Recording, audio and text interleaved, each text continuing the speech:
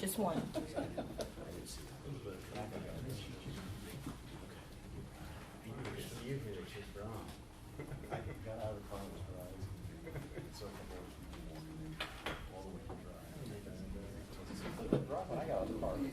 I could hear it coming behind me when I'm walking in. I'm dry, I'm okay. He's like 30 seconds behind me. Great. I'm watching. Apparently, Grace is not doing good. No, Brady Monday, right? We have radar on our head. We detect random 30 minutes before anybody else does. Peanuts characters, crawling around. Come out of the cloud. Comes in handy sometimes.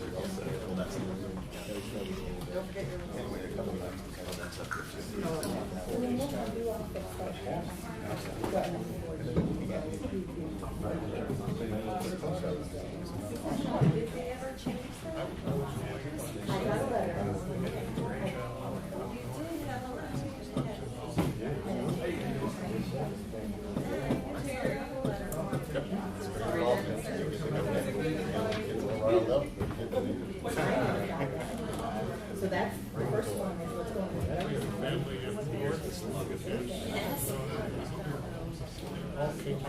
This summer, we had 10 people in the house in this process. Four kids.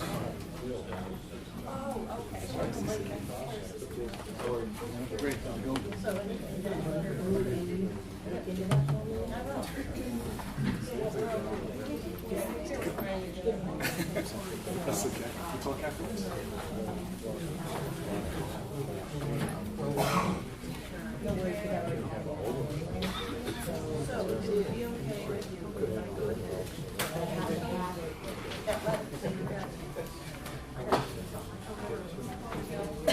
Of course.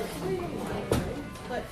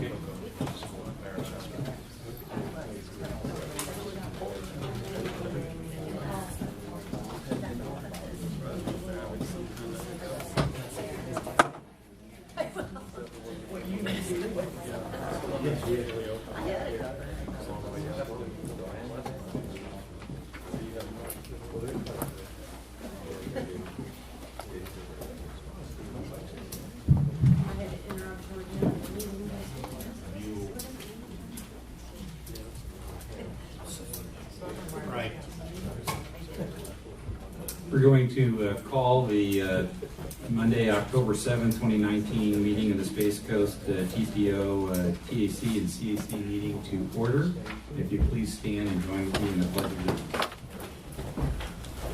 I pledge allegiance to the flag of the United States of America and to the republic for which it stands, one nation, under God, indivisible, with liberty and justice for all.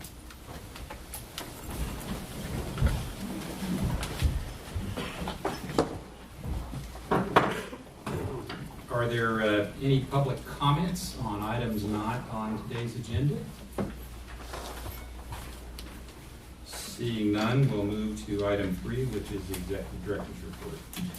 Well, good morning. At the September 12th TPO Governing Board meeting, the TPO adopted the fiscal year 20 operating budget, also acknowledged our fiscal year 19 third quarter report.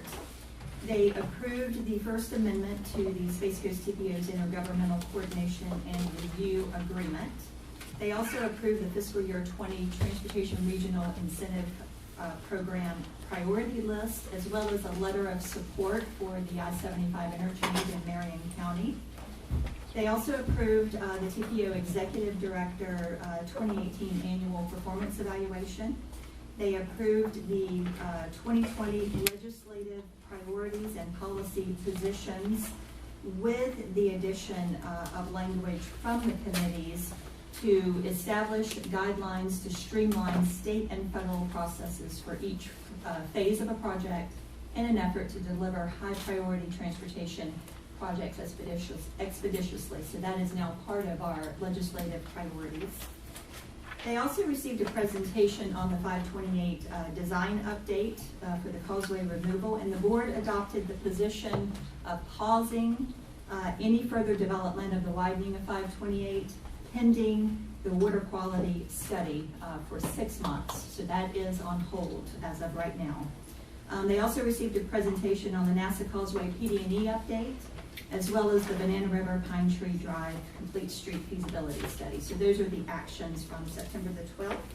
In your attachments, you also have the Space Coast TPO Governing Board minutes from September the 12th, as well as the 2019 attendance record. You've got an updated status of projects. You also have an MPOEC legislative newsletter. Now that session officially begins January the 14th of next year. We're going to be providing you that newsletter. That is a very valuable tool that the MPOEC provides to all of us. And they really monitor any newly filed bills as well as changes to existing bills. So as that information comes out each month, we can get into that and talk about those things. You also have the fiscal year 19 through 22, the Space Coast TPO Governing Board Strategic Plan. On page 29, that is a copy of the board strategic plan. And if you notice, there's 5 emphasis areas that are really the focus. And these emphasis areas are consistent with our federal planning factors, and it provides guidance for the TPO Governing Board member roles, and it really kind of helps guide policy development. And the priorities or the emphasis areas are safety, linking transportation with land use, sustainability and resiliency, innovation, and leadership. And so what we would like to do is that at the December meeting, we would like to do a short presentation on this and kind of talk about, the different strategies and the tools that we're going to use to get to these specific goals for the MPO. And also, typically in November, we historically do not have a November meeting due to elections. Sometimes it's hard to get a quorum. So probably this will come to you in December, and we can kind of get into some of the goals and objectives.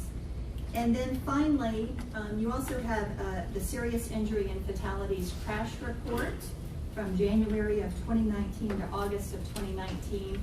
And asking Kim to come up and kind of give that quick report, and also talk about our Vision Zero Symposium that we had and how that went. Great. So good morning, everybody. I have some not so good news and some great news. So I'm going to start out with the not so good news, I think, because it seems like I'm always up here giving crash reports, and that's never good news. So I have something I can end on a positive today. So as part of our Vision Zero initiative, this is a report. You guys didn't have the slides at the last meeting, but moving forward, we'll be presenting this at every meeting, and it's a comparison from last year to this year of where we are with serious injury and fatal crashes. So serious injuries and fatal crashes, we are 27% down over last year, which is a good thing, and fatals, we are even. We're exactly where we were last year. We had 48 fatals to this past year. We have 48 fatals to this point this year. Every number that you see on here trended to the negative though. Last month, we were 30% down, and now we're only 27. And on the fatals, we were 4.8% down, and now we're flat. So both of those trended in the wrong direction. On motorcycles, the serious injuries and crashes, again, we're flat. We're exactly where we were in 2018. However, when I reported the January through July, we were down 13.2%. So that was a 13.2% 1 month negative swing. So we're flat with that. On the fatals, we had 14 last year. We're at 9 this year. At the last report, we were down 53.8%, but you can see now we're only down 35.7. So again, that was an 18-point swing in the wrong direction. August obviously wasn't a good month. On the bike ped, which of course is typically a category that we have really not so good numbers in, we're at 33.3% down. However, that also went in a negative direction by almost 1%, so not as much as some of the others. And then of course our bike ped fatals, we're really having a bad year. We're at 80% already. We're 80% up over where we were last year. Last year this time we had 9, and you can see we have 14 to date as of now. So that's my not so good news, actually bad news. But I do want to talk about the Vision Zero Symposium. The TPO staff was extremely pleased with the energy in the room, the number of people that showed up. We estimated we probably had 120 people in the room, and it seemed like everybody was excited about the initiative. Everybody was ready to get on board and make this vision a reality, to get these numbers trending in the right direction and do what everybody needs to do to make it happen. So I want to thank those of you in the room. I know there was a lot of you in this room today that were in that room a couple weeks ago, and we appreciate it. We've got a lot of work to do. The workshop in the afternoon, people were excited and ready to go, and I think it just energized our staff more to really work on this and get where we need to be. And I have one more thing I want to talk about, and that's the texting and driving law. As of October 1st, which was last Tuesday, I think, it is now illegal to be on your phone in a school or work zone. You have to be in a hands-free capacity that is now ticketable. When this law came in and took effect in July, it's a staggered, tiered type roll-in of the law, but the school zone and work zone place did take effect last Tuesday. Okay. Yeah, for those of us that weren't able to go to the seminar, the Vision Zero, do you have a report, minutes of some sort? Actually, I'm glad you brought that up because I meant to mention it. There is a full taping of the symposium on the TPO website. We actually have a Vision Zero page for both the symposium and the task force, so you can see the entire symposium, all 3 speakers that we had that were just out of this world, and you can see the workshop actually up until the time we broke into a group activity. And my follow-up to that is, I know over the years we've known that A1A beaches have been a real problem for the bike ped issues. Historically, are we pinpointing exactly where these fatalities are taking place and what the actual cause was, what the issues were, who did what? So we can start trying to figure that out is how to most fix it. definitely a major factor in Vision Zero. It is a data-driven approach. And we will actually, our next workshop, which will happen the end of January, is going to concentrate solely on data that our consultants are gathering for us. So yes, and just to let you know, yes, A1A is, there's a lot of crashes there, but that's all crashes. When you look at serious and fatals, US 1 is the roadway that really sticks out, not only for bike ped, but for motorcycles, automobiles, everywhere. You really look at US 1 and that's our corridor. That and roads like Palm Road and Malabar Road really stick out on a map. All right, good, thank you. Questions? Yeah, I did have a question. To follow up, would it be possible to get the crashes and the fatalities broken down by cause? I think as we move through with Vision Zero, that's certainly something that we can bring to you as we look at it. Like I said, at the end of January, we're going to have some reports to us, and we certainly can report back to you on what we're finding. Because you can have the best roads in the world. There are causes that are simply beyond our ability to address. And I'm talking about the opioid crisis that is going on as we meet. And there's nothing we as a transportation organization can do about that. So, Right, that would be something that we would have to encourage our law, if that became something that we saw in our data, we would have to encourage our law enforcement and say, this is a trend that we're seeing and we need to do something, because that comes under your, under the influence of, whether they're walking or riding a bicycle, driving a car, that would come under that statute, would be an enforceable offense at that point. Sure. I've been, I live off of Malabar Road, and I've been concerned about the accidents there and the fatalities over a period of 5 to 7 years. And I was wondering, how does Malabar Road compare with Bombay? Well, like I said, that is something that we're certainly going to be breaking down and taking a look. And part of what we'll do with Vision Zero is we're going to identify every municipality's high crash corridor. There will be county ones that we look at a little closer, but every municipality will know their high crash corridor when we're done with this process. Well, I'd like to put in a plug for the widening of Malabar Road, because it's a 2-lane highway, and it's also an evacuation route, and it's just deep ditches on both sides. So if you go off the road, you've got real problems, and I think that's one of the causes. Okay, thank you. Yeah, I just wanted to find out if there's any law enforcement plan, kind of a unified plan, which could try to deal with US 1 and a lot of speeding, obviously, that and kind of have a more unified. People know that they go down the road. Right. All police departments. Part of what we do with Vision Zero will be to encourage them, provide them with the information and encourage them to enforce. And they could work together. We are a mutual aid county, so that the departments could get together and do an enforcement. And that's a very good point you bring up, and it's something that we can address in the task force. And we do have several law enforcement officers on that task force.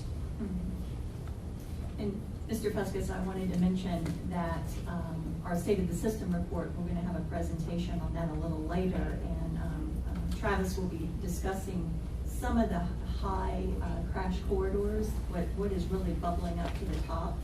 And of course, we're not digging into it and pinpointing what is the exact cause, because it can be a whole host of things. And engineering isn't going to fix all of the problems that we're dealing with. And also he'll be discussing the high crash intersections as well. So we will have information. We have a lot of needs. There's a lot of corridors here in Brevard County. Usually it's the ones that are most congested that are really kind of bubbling up to the top. But Travis can talk about that in more detail. And higher speeds as well. And higher speeds, yes. Peter, you had a question? Well, I have a comment on the legislature newsletter, especially on HB 133, towing and immobilizing vehicles. I just have more of a comment than a question, because I'm familiar with towing companies and the way they operate from Gainesville and downtown Orlando, and they like have ski masks on and they're ripping you off. They charge cash only. If you catch them taking your vehicle, you can pay 1/2 the amount that is required, but they only accept cash. This takes away the ability of local governments to dictate what method of payment they use. So in other words, local government can say, well, you're using credit cards too, or you're accepting checks. That takes the ability away from the local governments to do that. So in other words, it's cash only everywhere. Second thing is signage. Now local governments can regulate the towing companies to do certain kind of signs and inspect them to make sure they're installed correctly and charge them a permit fee. And you know, I almost got towed away. I happened to have enough cash, and the sign didn't even look like a warning sign, it looked more like an American flag. So having a regulatory sign, red on white, is, if the government did one, it would be red on white, no towing, tow-away area. Towing companies, they camouflage them because they want to make a few extra bucks. This ordinance also takes away the ability of the local government to regulate signage. So this HB 133, as far as being good for we the people, it sucks, and I just wanted to share my experience along with reading that. And it's pretty even convoluted the way it's wrote up. It's hard to pull that out of it. So if maybe we could get expanded to see exactly what they're up to, but this isn't a good ordinance for us citizens. Who's got 75 bucks cash nowadays? I mean, let's be realistic. You know, most folks don't have that. If you don't have the $75 cash, they're going to tow you away, shut it down. It's going to double your cost, plus you got to pay at least 1 day of storage. So that's a rip-off in itself. No check card, no credit card. And then the signage. You know, if they can convolute the signage to where you really don't know it's a tow-away zone, and I just wanted to share what little I know with the group. And that's it for my comment. Right, other questions, comments? All right, thank you. That'll take us to the consent agenda. We have a CAC member that would like to separately discuss CD&E, so do we have consideration of a motion for passing consent agenda A and B? CAC? Move for approval. We have a motion from Cliff. Second. We have a second from Frank over to the CAC. And from the CAC, do we have a motion, please? Motion from Tony, we have a second. Second from Rochelle. Any further discussion? All in favor say aye. Aye. Peter, you had I want to discuss the. yeah, this is just for items A and B on the consent agenda. Okay. And over to the TAC. All in favor indicate by saying aye. Aye. Any opposed? Motion carries. That takes us to 4C, D, and E. Peter. Yeah, I have some questions regarding these. Let me get right down to it. The cooperative is composed of 8 counties: Marion, Volusia, Brevard, Osceola, Orange, Sentinel, Sumner, and Lake. I guess it's Region 6. And reading through the memorandum, I had some questions. The collaborative focus was on health and equity, built infrastructure, natural environment, and economic resilience.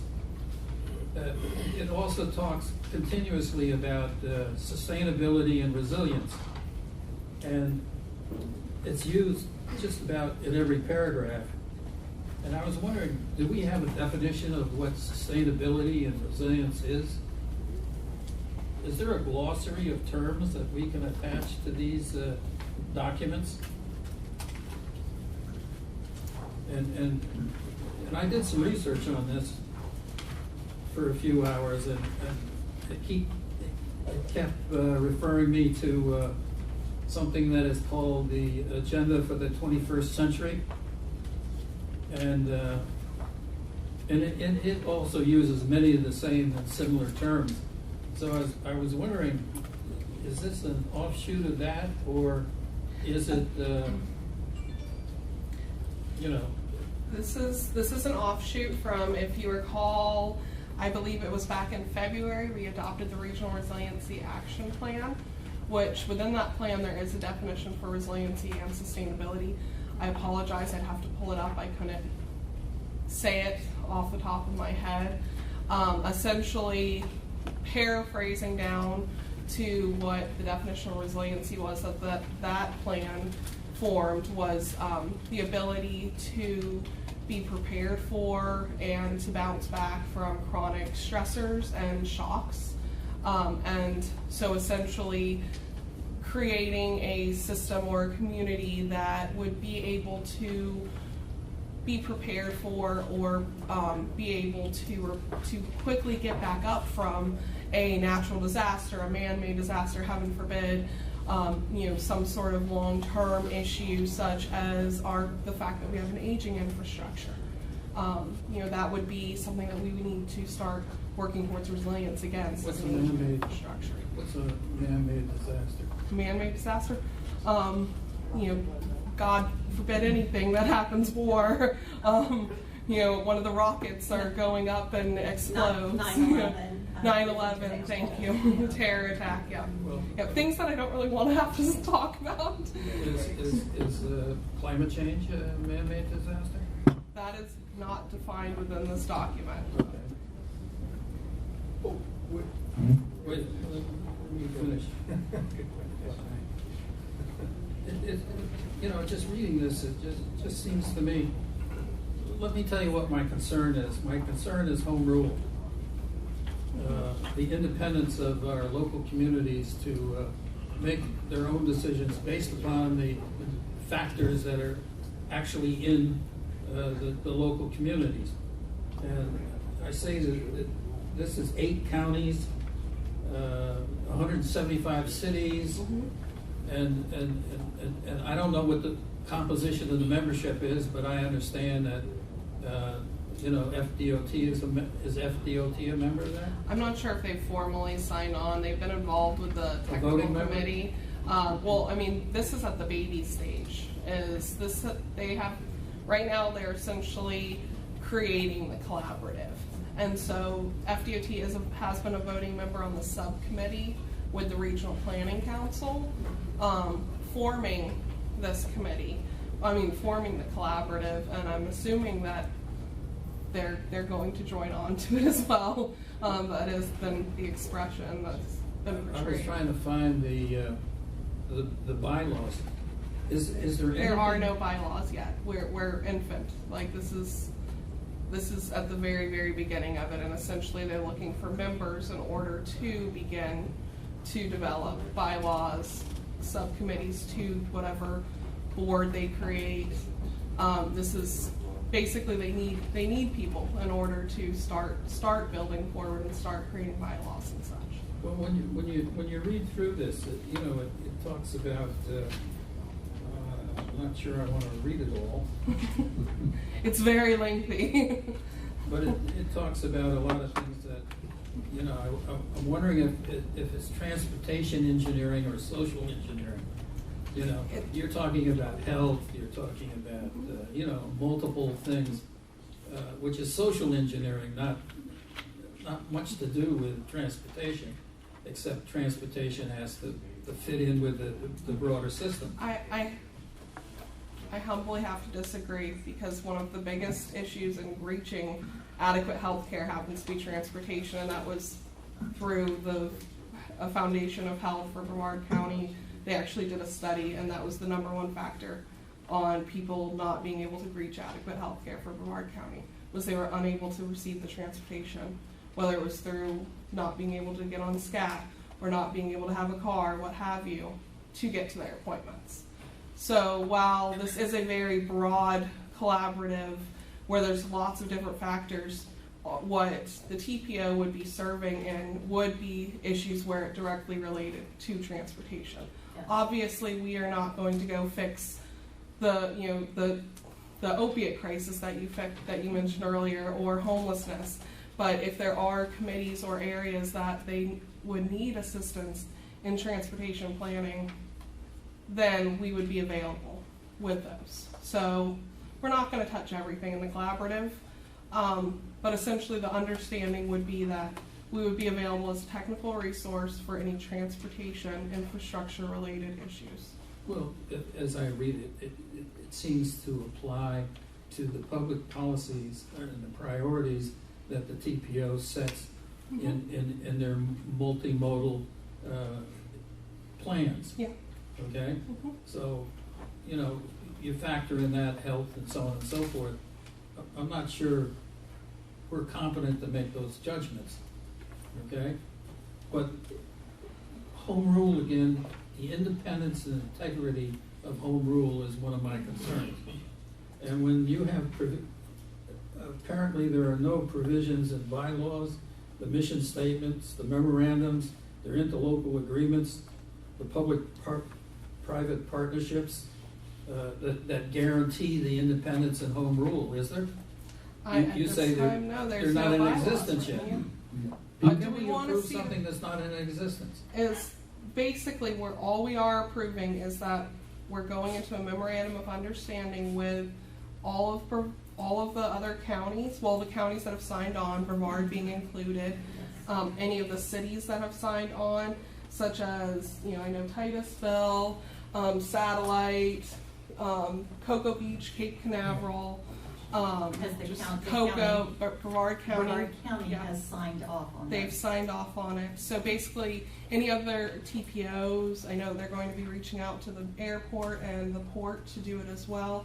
So essentially what we're doing is we are signing on to be a part, be a seat at the table, where then we actually will have a buy-in when those bylaws come up and when they start being created. So if we don't have a seat at the table and then we try to join later, I kind of see that as we then have to buy into whatever bylaws that they set forth. Well, 8 counties and 175 cities is such a broad and diverse group of participants. And we're only one vote, I understand. Yeah, I'm not sure how the voting will be set up. The other 99 votes could go against us, and would we have any recourse? Well, there's no mandate here. You know, we are required under federal law to consider resiliency and sustainability in our transportation process. It's one of our planning factors, which is the reason why we have it on our strategic plan, and the TPO governing board has it as an emphasis area. So we need to at least consider it, which is the reason why we did the sea level rise vulnerability assessment, just to kind of understand what are the vulnerable areas. And then this is just another part of that. We want to do a resiliency, a regional resiliency action plan for Brevard County as our second step. So it is a very long, confusing, I will admit, memorandum of understanding. Sarah and I and Laura kind of talked about that. And I was on the technical committee that drafted this, and I, multiple times through the process, did express that I felt like it was way too long and way too involved. It can be confusing, so I totally understand why you are questioning what we're doing. There are just too many generalities, and you have different definitions and interpretations of different terms, and you don't have a glossary to go with it, so I simply can't make a judgment on whether or not you know, this memorandum addresses the concerns that I have about home rule or expanding into social engineering. Yeah, Peter, if I may, this collaborative does not have the ability to legislate. Right. So there's absolutely no direct impingement on home rule. It's just you know, a conversation, and to expand the conversation and bring it more into our consciousness. But they do not have the ability to legislate, so it's not affecting home rule really at all. Well, it also diverts some resources. Now, the FDOT recommends $225,000 in additional resources going, I guess, into zero vision and the bicycle paths and so on. Whose money is this? This isn't asking for any money. Now, What you were this is- mentioning, now you've kind of moved over to the UPWP question, the Yeah. Unified Planning Work Program. That 225,000, this is TPO funding. This is our federal funding that we had given to Brevard County to do their operations and maintenance for the ITS system. They could not use this particular funding in fiscal year 20, and so we are moving the money to kind of support our Vision Zero action plan. And of course, safety is another major mandate that we have to deliver. We have to show how we are programming projects in our transportation improvement program that's going to get us to Vision Zero. So this is very, very important. So the result, it's a net zero. Exactly. Okay. That's correct, yes, sir. Yeah, I wanted to get that. Okay. If I could, I think you've answered most of the things I was gonna bring up, and I understand Peter's concern about home rule, I think we all do. I think I can speak for the electeds that are actually on the TPO, as well as whether it's League of Cities or any of the elected municipalities are gonna push against anything that, they're really up in arms over the takeaways from home rule. So I don't think they're gonna agree to anything that weakens home rule, first of all. And second of all, I think you all, as you're doing this, we gotta work regionally on some things. And while there's no mention in there of climate change, there's mention of sea level rise, and we're all dealing with that. We have different problems, coastal communities like ours, with causeways, et cetera, that really need to be addressed, but they also need to be addressed in the larger issue because they're not local roads. So I see this as a positive thing, and I think as it kind of gets more further defined, it should work out. I think everybody's gonna have eyes on it, so, thanks. Peter, you had some questions on item E, the TIP amendment? Yeah, it was answered. Let me just sum up. I think it's a great idea. Zero fatalities, crashes. I think that's a great program. I attended the meeting, as you know. And I have absolutely no problems supporting that initiative. But I have to say that memorandum is so broad and it's so replete with buzzwords that I really can't make a judgment. So I'm simply going to vote no on that, and in hopes that as bylaws are made and so on and so forth, it will change my mind. So I understand. Right, are there other questions or comments on either any of these three items, Liz? Would it be helpful to have a presentation from Tara from the Regional Planning Council to go over how you got to this resolution and the people at the table that were, because this is just an assessment, this is to then take it to the next higher level, is what what I read. It would be Jennifer, Jennifer. she's leading up the cause under Tara. And so, I can reach out and see if Jennifer would be available to come out and. Is there any reason why we need to vote on it today, or could it wait till after the presentation? If Maybe we answer don't some vote of on Peter's it questions? today, we would not make the signing. It is October 23rd, they're going to be having the signing ceremony. And so if we didn't, do it today, then we would not be included in the signing ceremony. Okay, so, because I saw the presentation, so that kind of answered a lot of Peter's Mhm. questions that he had, and may help him in better understanding what the end result. Well, perhaps we could That's ask it, Georgina. if the committees feel comfortable, I think it would be a good opportunity to participate in the signing ceremony, because all of the other municipalities and areas will have signed it as well. But perhaps maybe in December, we're going to have not a very busy agenda. That would be really good for her to come and just kind of quickly go over it and I'm answer sure some she'd of love these to come. questions. I'm sure she'd love to come out and talk to everybody.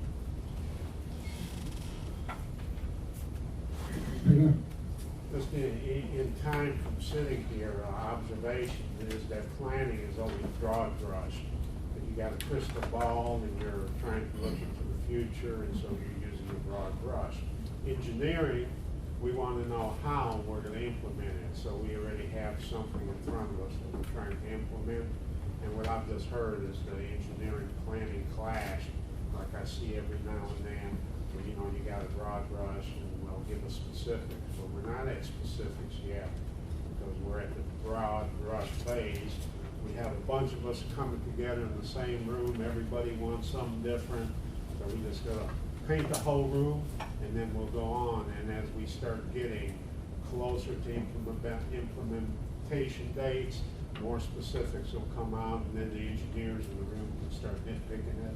And I think that's where all of this, if I heard everything correct, and you say we're the planner, we're the engineers, we want to know just exactly what the hell's going down, and it's just the way it is. All right, any other discussion? All right, what's the pleasure of the TAC? Move approval of C, D, and E, please. We have a motion to approve C, D, and E. Is there a second? I'm sorry, I'm on the CAC. Okay. Motion approved. Keeping things moving. All right, so we have Frank making the motion from the TAC and Devin seconding, and over to the CAC. We have Rochelle making a motion. Do we have a second, please? I'll second. Second from Arlen. Any further discussion? All in favor say aye. Aye. All opposed? Peter is opposed. I'm also opposed. James? There's another vote. Yep. I'm sorry, it was James and also Mr. Carter. James, yeah. And Peter. Would you mind, sorry to interrupt from Laura with the TPO, for just for protocol, we voted on C, D, and E. If you're only against D or C or one of them, you might want to reflect just that you weren't against the other items. I imagine it's most of you against. So, Mr. Fuskus, was it, which one? The memorandum. The memorandum? C. That was C. And Mr. Boothroyd? C. Mr. Carter? C. So the Is there minutes anyone can else that reflect opposed? that. Did I capture it all, just those three? Thank you. Okay, and over to the TAC. All in favor indicate by saying aye. Aye. Any opposed? Motion carries. That takes us to item 5, and 5A is approval regarding the Mobility Week proclamation. Abby, is that you that will be presenting? Sorry,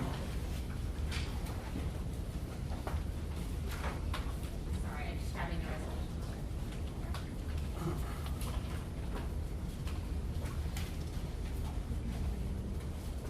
Good morning, everyone. I'm Abby Hemingway. I'm the Public Involvement Officer for the Space Coast TPO. And today, for my part, we are proclaiming that it's Mobility Week for the end of October. So Mobility Week is an FDOT event. It's been going on for a couple of years. Up on your computer screen, you have a list of events that we are partnering, some with Space Coast Area Transit and some other agencies we're really excited about. So it's an event that kind of expresses the need for people to get out of their cars, to be more mobile, using other forms of transportation, whether you're walking, bicycling, taking the bus. So we have participated for a number of years, and now it's kind of escalated. We're involving ourselves in larger events. We're really excited about this year. We are partnering with the Titusville Chamber and Space Coast Area Transit for a downtown Titusville stroll and senior expo. So we're really excited about that. I know Transit has a lot of events planned as well. So if you're able to participate in any of those and kind of spread the word that it's Mobility Week, but if you don't have any other questions, I'm going to go ahead and read the proclamation for Mobility Week 2019. Okay. Whereas Mobility Week is a cooperative effort for the Florida Department of Transportation and its partner agencies to promote awareness of safe multimodal transportation choices by hosting an annual collection of outreach events. And whereas Mobility Week is an ideal time for counties, cities, and transportation agencies to highlight transportation achievements, roll out new initiatives, and/or implement new policies. And whereas Mobility Week is also an opportunity for individuals to explore the various transportation choices available to them and think about how multimodal transportation reduces traffic congestion, benefits the environment, and improves community health. And whereas Mobility Week is consistent with Space Coast Transportation Planning Organization's key priorities of promoting travel alternatives and encouraging pedestrian and bicycle safety. Likewise, the week-long celebration is also consistent with Space Coast Area Transit's key priorities of providing quality transportation services that meet the needs of the public and enhance the quality of life of the community. And whereas Mobility Week supports the Space Coast TPO's initiative of Vision Zero, the actions taken to reduce fatal and serious injury crashes in all road users and to support safety in Brevard County's transportation system. And now, therefore, be it resolved by the Space Coast Transportation Planning Organization and Space Coast Area Transit, hereby do proclaim the week of October 25th through November 1st, 2019 as Mobility Week in Brevard County. Passed and duly adopted at a regular meeting of the Space Coast Transportation Planning Organization Governing Board on the 10th day of October 2019. So we'll also be taking this to our board on Thursday for the official adoption. That's all I have to after finish reading that. The certificate. All right. I don't think so. Are there any questions on the proclamation? A comment on the city of Titusville and the Historical Preservation Board, they have put together a street map, a walking street map where you could walk in the downtown area, and then there's one that you could bicycle, along with nice colored pictures and the story of each one of the historical landmarks. They put that together, and from what I found out today is Mr. Ford from the city of Titusville is going to be doing the walk, and I've got Brad right next to me, and he's going to assure me that these brochures are available for the senior citizens, and he doesn't. So anybody that wants to go for the walk, and there's even a possibility that they'll have a table with some information, we'll see, for anybody that see how easy it is to commit people. Yes, we're really excited. The city of Titusville is very involved. You're correct. He is leading the tour, the walking tour for our senior citizens. During this event too, the first 25 to RSVP will also get an exclusive bus tour of the Coast to Coast Trail.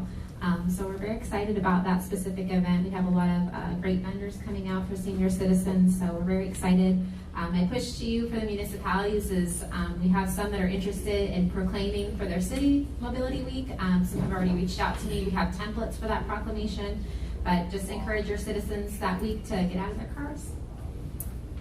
Scott, if I may. Abby, I couldn't help but noticing there are a lot of events scheduled. You have events in Melbourne, Cocoa, Titusville, Merritt Island, Vieira, and even Mims. I just can't help but notice that the largest municipality in Brevard County seems to be prominently missing. Yes, I mean, I will say for Mobility Week, a lot of these, specifically Space Coast Area Transit, they plan their outreach events a little separately from us, and they ask to partner. A lot of the Halloween events, Kim has either been doing for years or we're invited to. Sometimes we try something new. I know next year as a goal for us, we want to do our senior stroll in Palm Bay. That's a big one for us down there. So it just so happens this year that it feels like a lot of things are in the central and north area, but sometimes people come to us with ideas and we kind of run with it, but we're not opposed to outreach events other places. Okay, thank you. Just a comment on Palm Bay. I think General Development Corporation threw a wrench in a lot of why you can and can't do certain things in their big master plan of municipality. I mean, I spent some time working in Palm Bay, and it's really not a pedestrian friendly. At least it wasn't 20 years ago when I worked there. Of course, you guys are working hard to change that, but then still, in the backdrop, you got General Development Corporation that kind of screwed it up pretty good. So it's a lot of work and a lot of money to get it right. And probably that's why you're not highlighted as being a bicycle walking area. Yeah, well, thanks for pointing that out, Peter. Yeah, General Development is a gift that keeps on giving all day. But that's why I think actually, we should put more emphasis on Pompey because of the acknowledged problems that we have with mobility. Absolutely. Right. Any other comments? Yeah. You- It's not only Pompeii, Malabar is like a suburb of Pompeii. Good point, yeah. And we have a lot of great parks, and we got lots of trails and paths and walking and so on and so forth. And as a matter of fact, my son-in-law, who works at Harris, goes from Turkey Creek all the way down to Graham by bicycle and back again. And it's a little dangerous at night, but he's able to do that. And that's a substantial amount of miles. And please, come into our area. So then I'll challenge you to, if you can, so as part of this senior strolls, it's gotten bigger and bigger. With Titusville, we're expecting 200 plus senior citizens. So it's interesting that you bring up Malabar because Al Tuttle was actually our next choice for this year. And it just so happened we were going to go down and do a scoping view of it, and it didn't end up happening because Titusville reached out to us and we started going that way. But our goal for next year is to get to Palm Bay in the south end of the county. So if you know certain agencies that could partner with us to help carry the load of this event, because it's been getting so popular that one agency can't just take it on. So whether it's Malabar Trails and Greenways, if they help us a little bit, help coordinate this event, but I'd be happy to talk with you both offline about next year's event. We do partner a lot with Palm Bay PD on other events, but specifically for Mobility Week, I'd love to talk with you both next year. We can start planning something in the South area. Yeah, absolutely. On behalf of Palm Bay, absolutely. I think we can include our Parks and Rec director in with that conversation. Absolutely. Any other comments? All right, do we have a motion to recommend the proclamation to the board? From Jenny, a motion, and second? Second. Okay. And over to the CAC. From the CAC, we have a motion, please. So moved. David and Rochelle was second. Any conversation? All in favor say aye. Aye. All opposed? And over to the TAC, all in favor indicate by saying aye. Aye. Any opposed? Motion carries. I'm sorry, who was the second on the TC? All right, that takes us to item 5B, which is a resolution adopting the bicycle and pedestrian master plan, resolution 2005. All right, good morning, I'm back. Sorry, just trying to get my spot. All right, good morning, I'm Sarah Crom. I'm the multimodal program specialist with the Space Coast TPO. When you came in, everyone should have received a booklet of some sort. Hopefully it matches who you're here representing. If it doesn't, please get with me. Or if you didn't receive one, please get with me. Or I even have extras, so if you're just curious and you want to see some of the other ones, you can get with me at the end.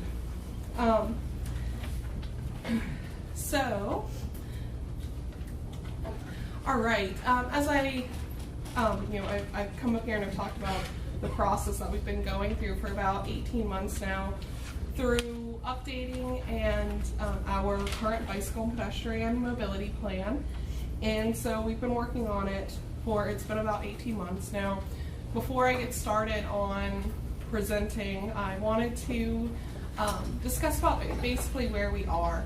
And that is at these very, very high level master plan stages. This plan was not meant to get down into the weeds or to tell a specific road to have a specific, it needs 6 feet, 8 feet, what have you, of sidewalk, or to tell a specific municipality, that you specifically need to have 6 foot wide buffered bike lanes. This is super high level. We basically just wanted to create, I'll go into the goals when we get there, but just a reminder that we're high level. So the purpose was to provide goals and objectives that essentially set out a roadmap for us to begin to work on a more multimodal community. And I'll talk a little bit about the goals in the next slide. It also provided funding guidance because obviously we can't create a multimodal community without the funding and the money. And also prioritize the network as far as the corridors that we were looking at. It also provided an outline of the network. So the goals, and we previously presented an update back in December, and so I know we've talked about the goals before, but I just want to do a quick review. So the goals that we set out was create a network, so the actual infrastructure, partner with organizations, so that goes into working with the municipalities, the law enforcement, the schools, anyone potentially out there to help with education enforcement and that creation of that network. Empower, so it's the point of having a beautiful trail network or sidewalks if people don't feel safe and empowered to get out there and actually use them. Generate awareness, so the discussion of public health and safety in regards to transportation. And then also pursue equity is, we want to make sure that we're planning with an equitable lens where we're a very big county with a lot of different, bike ped issues, and so we want to make sure that we're touching all of those. So what is actually in the plan? So that's kind of our high level of what's the purpose, but what's actually in it? So within the plan, there's a prioritized list of projects for sidewalks, bike lanes, and sidewalk gaps. On your specific booklet, you would receive your top 10 or less depending on what's within your municipality. A map, which there is a much bigger list of all of them. A master list identifying existing bicycle and pedestrian facilities, so that's looking at every single functionally classified roadway and defining does have existing bicycle and pedestrian facilities. A recommendation for the East Coast Greenway alignment, which was presented back in December. And then guidance on various topics such as safety, education, design, enforcement, all sorts of different topics. So I wanted to share with you, obviously we can't go through the entirety of all of the corridors and how they rank. So I just wanted to give you guys a snapshot of these are the top 10 bicycle improvement corridors. I really don't think that there was any kind of surprises out there. And let me really quickly talk about how we got here. And we talked about that back in December, but just as a review. So we started off with a matrix that covered everything from safety to whether it's connected to one of our regional trail systems, to is it within an area at a certain poverty level, is it within an area where people weren't driving vehicles or own vehicles. Basically, a lot of data got thrown at all the corridors. We created a list. The list was then taken to our steering committee, to the public via 6 public meetings, as well as we also had some individual city meetings depending on the city's expression of that, such as, off the top of my head, we met with Titusville because of their multimodal plan and fed all their projects that they were working on into there. So that spit out, here are the top 10. Once again, I don't think there was any kind of surprises on there. And then here's the top 10 pedestrian improvements. Once again, we got to this the same way. What was interesting is the Hubert Humphrey Bridge falls on both of the pedestrian and the bicycle as number 1. And that was also the only corridor that was mentioned at all 6 public meetings. And so clearly, I mean, we're down in Palm Bay and people are mentioning, we see people almost dying on the Hubert Humphrey Bridge. So that was interesting that it did, the data showed it, it popped up. We also did a little update to our regional showcase trail system, including some extra work on the Al Tuttle Trail via Grant Valcaria's recommendation from our our Bicycle Pedestrian Trails Advisory Committee earlier this month. So what does all of this actually mean? So what this does is it creates a singular vision for the area. It encourages the partnerships that we need in order to create this happen. It helps once, now that we're here, what we're doing is it's showing that walking and biking is a priority to us. We have a master plan. It's highlighting the projects that really should be the priority based on data and the community's input. And so it will ultimately, if we implement this, make it Brevard better for walking and biking and bring awareness to biking and walking needs of the Space Coast. So what are the next steps? So first off, we would like to meet with all the municipal municipal staffs out there, so every single municipality, kind of similar to the way Terry and I have been doing our little road show for the ADA assessment. We want to come out and we want to talk to each of the municipalities. Every municipality is going to have a different connection with this, and we recognize that. Is one municipality might see this and go, all right, we're, next year we're going to make a budget recommendation, we want to start working on this. Another municipality might go, yeah, I think for the next project priority cycle we'll recommend, we'll do an application for this project. Someone else might go, these are all state roads, I don't care. It's gonna depend on each municipality. So I really want to have the opportunity to have that conversation with each of you guys. We also want to continue to provide technical support to the municipalities. As everyone knows, I hope, is my door's always open to talk about any bike ped trail related issues. And annually I want to start doing a goals update of the goals and objectives. So we just did a high level look at the goals. Each year I want to come back and let you know what we actually accomplished. And then ultimately in our prioritization process, we're going to start implementing some sort of functionality of those goals and objectives and the prioritization process that we created here into the actual project priority list. So how do we get to construction though from here? First off, we need funding.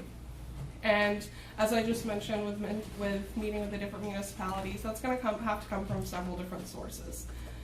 As you know, we do get a very, very small amount of transportation alternative dollars. Usually it's around $500,000. That's not going to make a big difference in 5 years. So really we're going to have to depend on local, state, and federal partnerships to start implementing, creating this network. And part of that is the annual call for projects. So participation in the call for projects and the transportation subcommittee as that comes about each year is vital.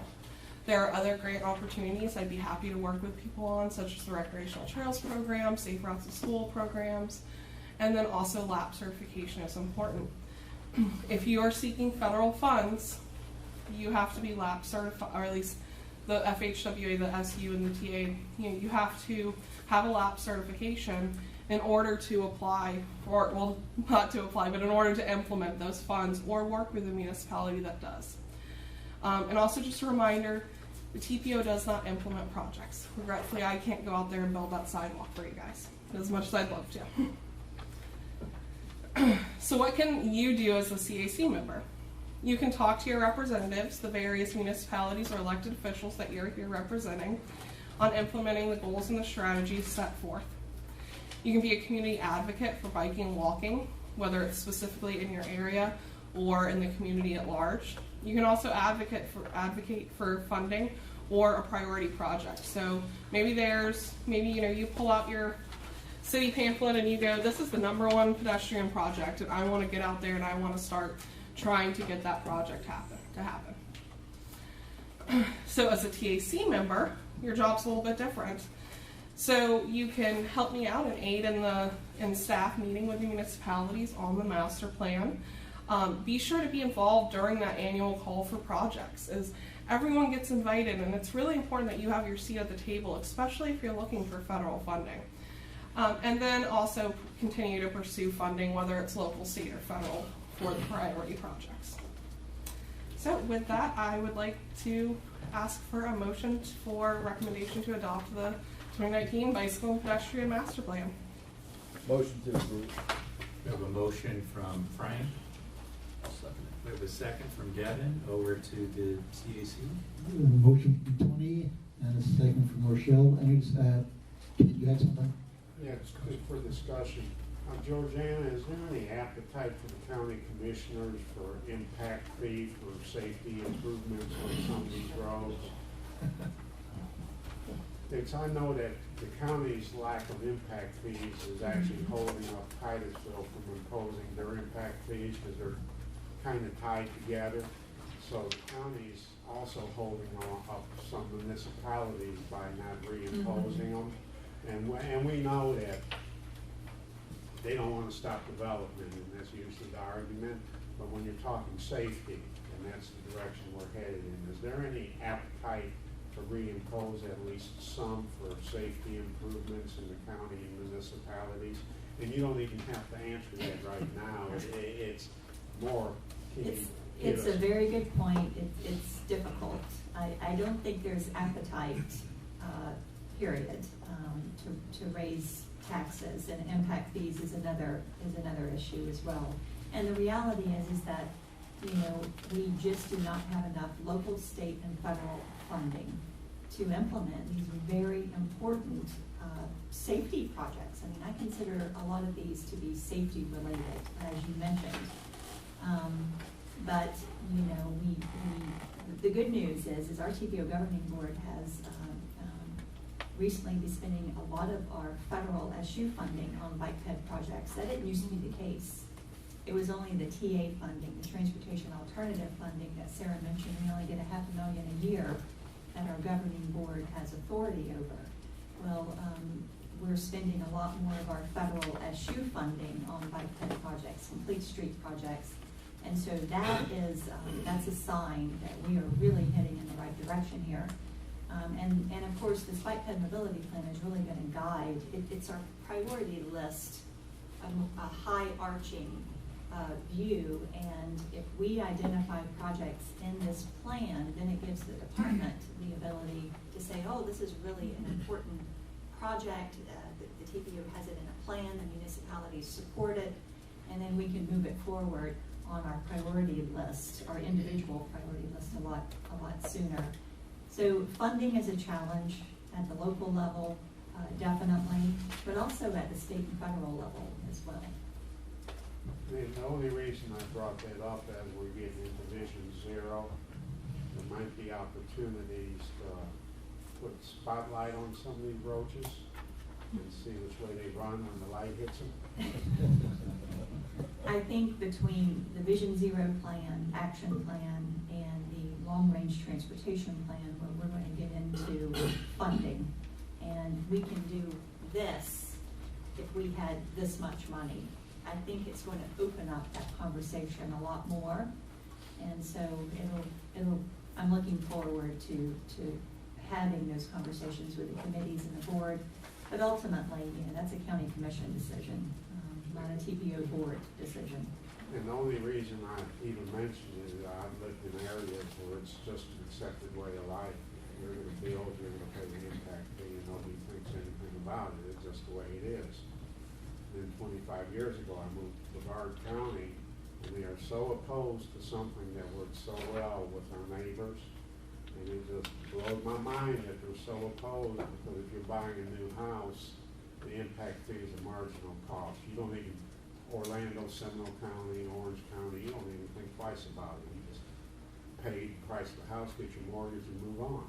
And you come to Brevard County, and they're so opposed, and they're so lacking in projects too. When you go to Seminole County, it's like you're in a different world with roads and sidewalks, and the money's got to come from someplace. And you know, impact fees doesn't affect anybody here because most of us already have our houses. So we're talking about new construction that does impact existing infrastructure. And it's just mind-boggling that they're so opposed, and I understand the challenges. And you know, it's just for the future. Any way we can put pressure on them to do things that are reasonable, and that's just one out of the many things that government should be doing. But right now, we've got a mess up on the roads, and it takes a lot of work to clean it up. Good point. From the CAC, Tony, comment? Yeah, Sarah, good presentation. I've got a handful of questions and comments for you, sorry. Yep, you're fine. First is, I'm looking at this piece here, and I'm looking at number one. I know we're talking about municipalities, but everything says unincorporated, and it's kind of confusing in that sense. And I'm just wondering if we're trying to convince the municipalities and we're showing them this, it's, you know, some folks it made you throw up, just as a comment. Yeah. The other thing, each of your booklets look different, by the way, and so for, you know, Cocoa Beach specifically, this comment might, or for any of the other booklets outside of Cocoa I Beach. didn't it realize might that, not. I just got one that said I believe Cape unincorporated. Canaveral also is very heavy on listing unincorporated, and that's Okay. just because of who's maintaining the streets. Okay, then that makes more sense. The other thing, one of the other things I noticed in those, it's showing corridors with previous ongoing studies. And I'm looking, for example, in District 2, for pedestrians and bicycles, a lot of orange. And I'm just wondering, what does that really mean? Does that mean we've studied it, we just don't have the funds? That means that either that we've studied it, we don't have the funds, either it still needs to be submitted for funding, is, for example, Fisk Boulevard, State Road 518, no, not 518, oh my gosh, what is 519? 519, thank you. It was one off. That had multiple recommendations that came out of it. Some of it's being implemented via a resurfacing, but also some of it needs to be requested by someone, whether it's Brevard County or the City of Rockledge, to submit an application to the TPO to get them on the priority list. Okay, a couple more. We're just talking about Vision Zero, and I'm looking through this, and I know this is a 5-year plan, and I'm going to make an assumption that we can amend and incorporate any Vision Zero stuff in here before 5 years from now. Well, it's really, I'm not sure we'll have to. And let me finish explaining first. So this is really just a piece of the puzzle. And same way that Vision Zero is really just also a piece of the puzzle. And so this is a tool that Vision Zero can use, such as I explained it to our Bicycle Pedestrian Trails Advisory Committee that when you're making your Vision Zero cake, these are the eggs or the flour. It's just one piece. And so because Vision Zero is looking at safety as a whole within the community of transportation, not just bike ped safety, this is really just a piece of it. But if we did, if there was something that came up, then yes, of course, we could make an amendment. Okay. Also, and I know looking for partnerships, and I hope we're looking at a broad spectrum of partnerships. Main Street sustainability, sustainability committees, others out there that are really actively involved in this or need to be. I would love to get to go talk to everyone's sustainability board, because I feel like it's a piece that's missing in a lot of the sustainability planning. Okay. So, And the last thing, I'm just going to ask everybody, please go look at page 121 and the TAC numbers 122, and actually do that, because a lot of our municipalities, and I harp on this all the time, and I apologize for that, but it's really important. A lot of our municipal electeds, God bless them, but they go to the TPO meetings. They don't report on them at their city meetings.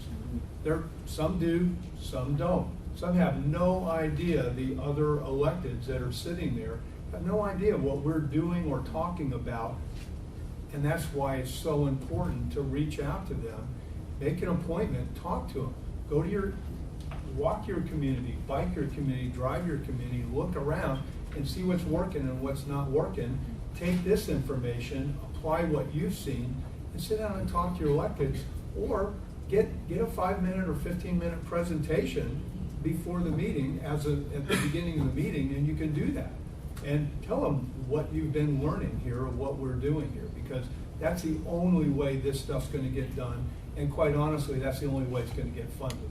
And if you'd like me to come out to any of your meetings and present on the Bike Ped Master Plan, I would be more than happy to. And or if you guys would like these slides, and you feel like you would like to do it yourself, I'd be happy to assist in any way.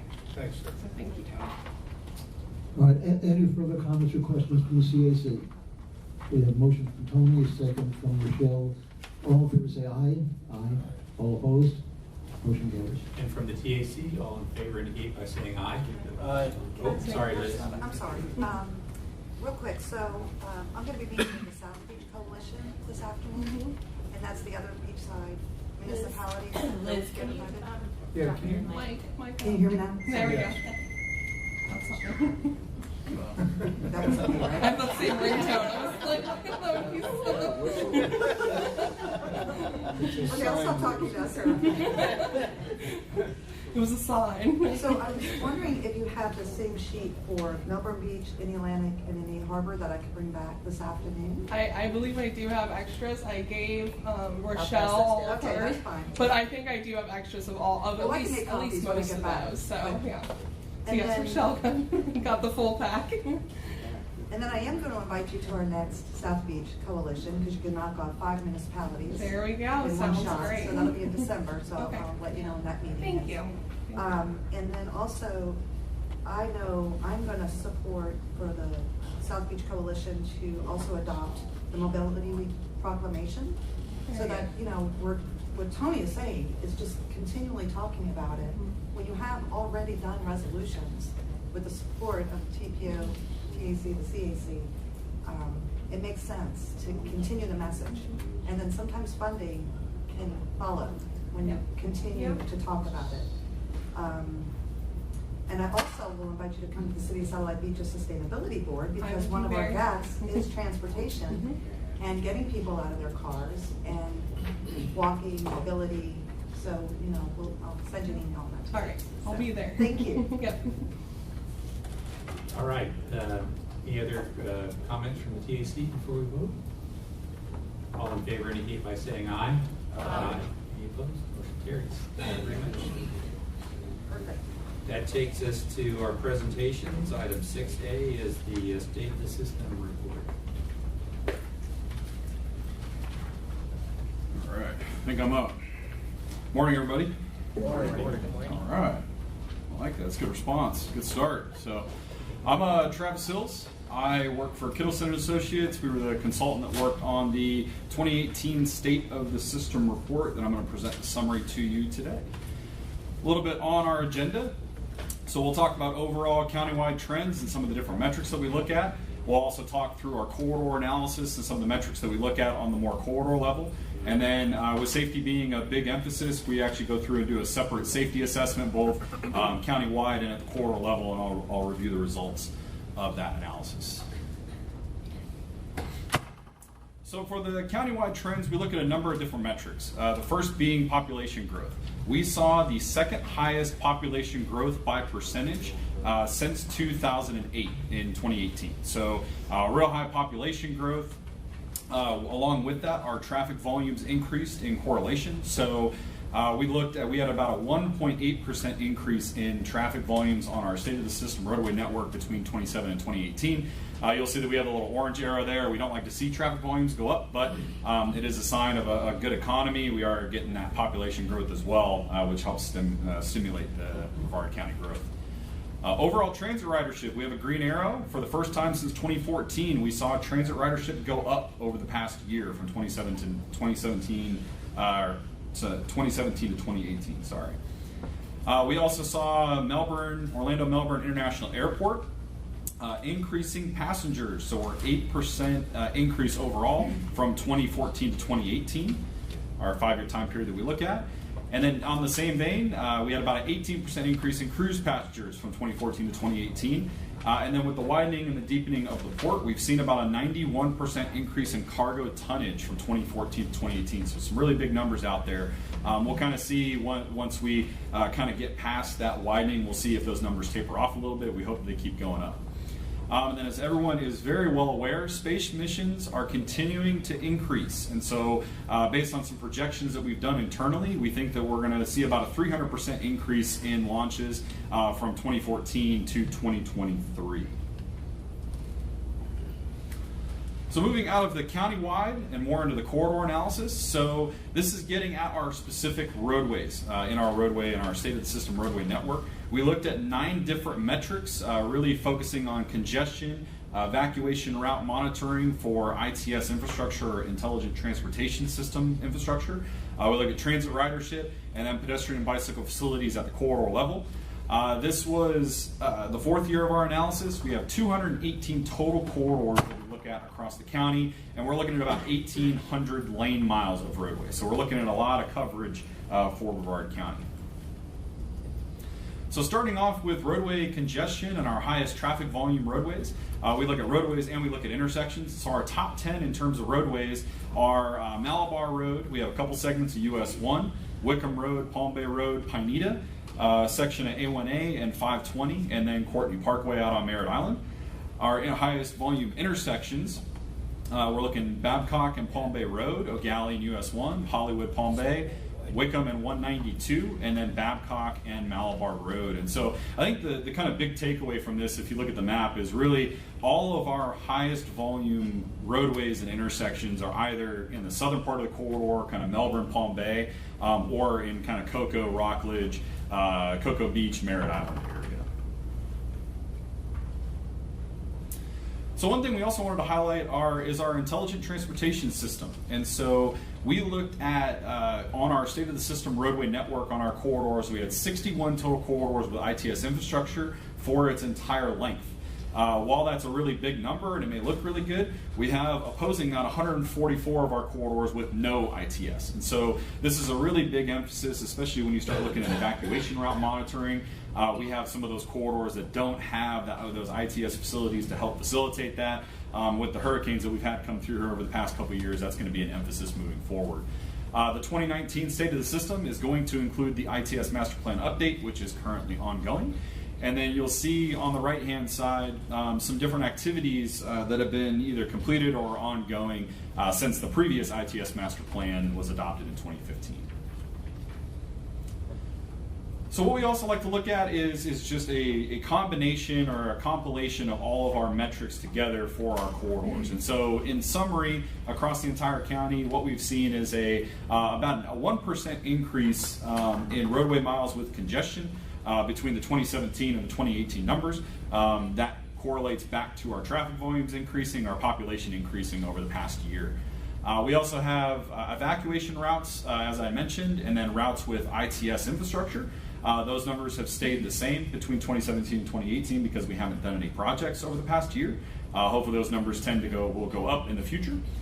And then annual transit ridership, like I mentioned before, we went from 2.54 million riders to 2.63 million riders. So that was our first increase since 2014, so it's great to see that people are getting out and continuing to use transit. Then the last thing we look at is existing ped and bike facilities on our roadways. And so you'll see that the number went up, but we had our trend as staying neutral. We actually went back as part of the Bicycle and Pedestrian Master Plan and really dug into the whole network and really took a more detailed look at our facilities. And so really the number went up, but it essentially stayed the same because it's the same network, it's just more detailed analysis to get to that existing network. Hopefully in the future, with the Bike Ped Master Plan implementation, we'll see those numbers going up here in the future. So moving from our corridor into our safety analysis. So this is looking at our entire crashes across the entire county. You'll see that we had about a 9% increase from 2014 to 2018 in number of crashes, but it has leveled off or gone down a little bit since 2016. Our couple corridors that we wanted to highlight, US 192 from Wickham to Babcock, Courtney Parkway to 520, from 520 to 528, and then Babcock Street from Palm Bay to US 192. Those were our three top crash corridors in terms of crashes per year.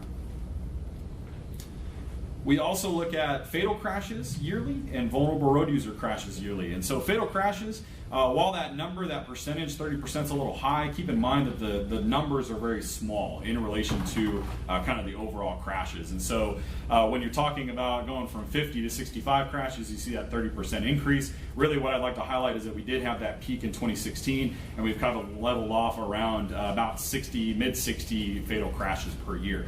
Hopefully with the emphasis on Vision Zero, we'll see those numbers start to drastically reduce. One thing I did want to highlight is the vulnerable road users. And so we saw that we had a peak in 2015, kind of over the past 5 years, but that number has gone down every year since 2015. A little bit more digging into this data. We have two different types of facilities that we look at on our State of the System roadway network. So we look at SIS facilities and non-SIS facilities. SIS facilities, Strategic Intermodal System. This is I-95 and Stereo 528. So what you'll see is that we had far fewer crashes on our SIS facilities, and most of them were motorcycle related. Any of the ped and bike crashes on our SIS facilities are going to be probably disabled vehicles, folks outside of their vehicle that get hit. But on the non-SIS facilities, really where we want to focus a lot of our ped bike specific improvements, we saw a decrease, about 4% from kind of the previous 5-year time span. So we had just under 2,300 ped and bike and motorcycle crashes on our non-SIS facilities. Another thing to note, A1A, and this has been on the top of our list for a number of years now, had 5 of the top 25 pedestrian and 6 of the top 25 bicycle crash frequency segments in our master list that we look at. So our top 5 for pedestrian and bicycle crashes, A1A, that's in our top 5 on both lists. Palm Bay Road showed up as well on both of our lists. We have Babcock Street on our bicycle list, along with US 192. We had a section of US 1 on our pedestrian list, and then O'Galley also showed up on our pedestrian list. And then, not to forget, Courtney Parkway was number 1 on our bicycle crash list in crash frequency per year. So the last thing I want to summarize with is we look at baseline county-wide measures. We look at 5-year rolling averages to track our progress. And so what you'll see is our annual pedestrian and bicycle crashes when we look at the previous 5 years. So that's our 2017 baseline. That's 2013 to 2017 data. When compared to our 2014 to 2018 data, we've seen that number go up slightly in terms of our average crashes per year. That will fluctuate based on what the year you dropped off. So in this case, we dropped off our 2013 data, and then the year that you added, which in this case is the 2018 data. So that number, we like to look at it as an average to kind of give us a feel of whether we're going up or down. In terms of annual vehicular crashes, we've seen that number go down slightly. Annual fatal ped and bike crashes and overall fatal vehicular crashes, those numbers have both gone down as well, with the annual fatal ped and bike going down pretty significantly from 30 crashes per year to 20 crashes per year over the last 5 years. So with that, that's all we wanted to summarize for you today. Any questions? Travis, on distracted driving, I remember years ago I asked the same question, how did you come up with the numbers? Back then you depended on an honor system, or something would say I'm texting or I'm on the cell phone. Has that changed? But the numbers sure look different than 5 years ago.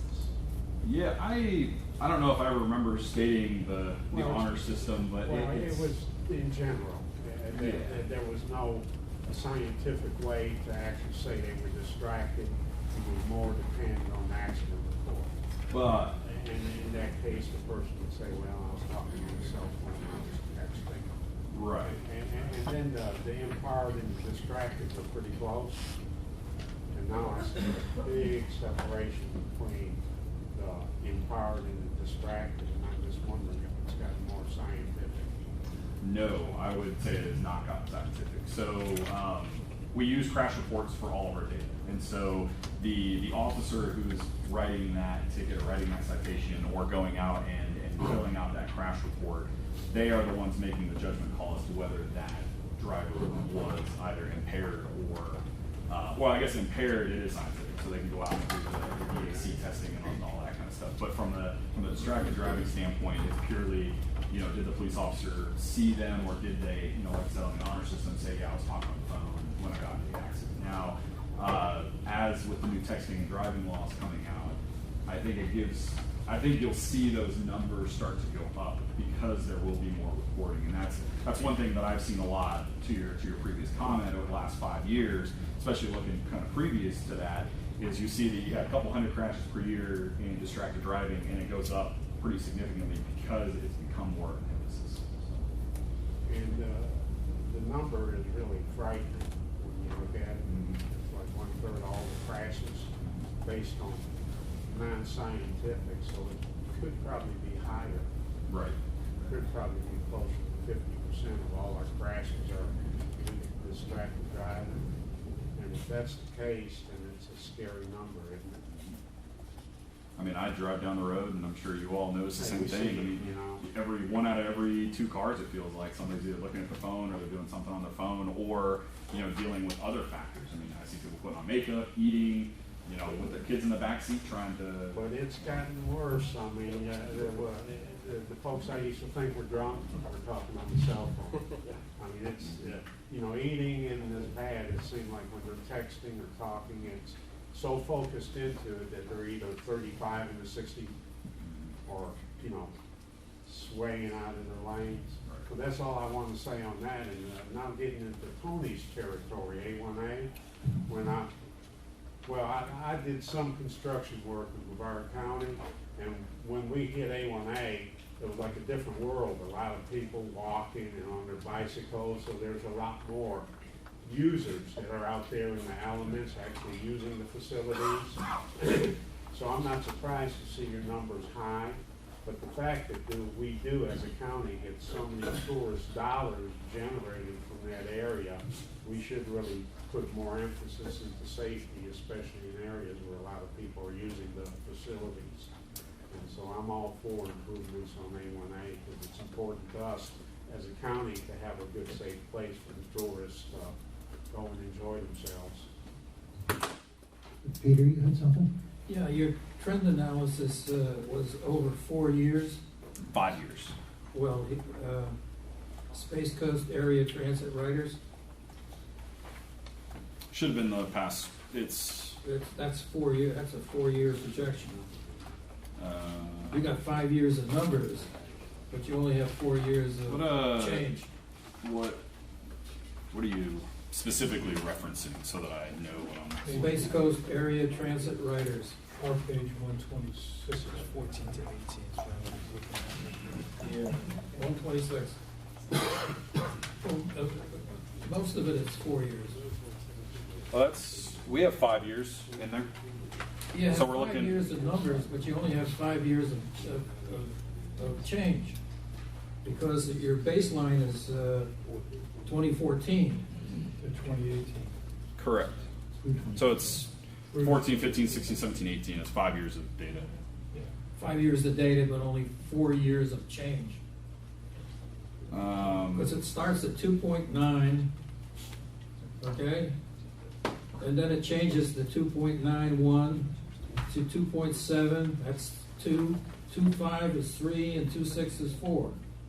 So you're only measuring it for 4 years. I was just wondering why is 4 years an adequate measurement of trend analysis? Is the first year or the last year inclusive? Yes. That would make it. Yes. Let's say from January, so you've got. So we're looking at 5 calendar years of data for all of our data, and then comparing the first year number to the last year number.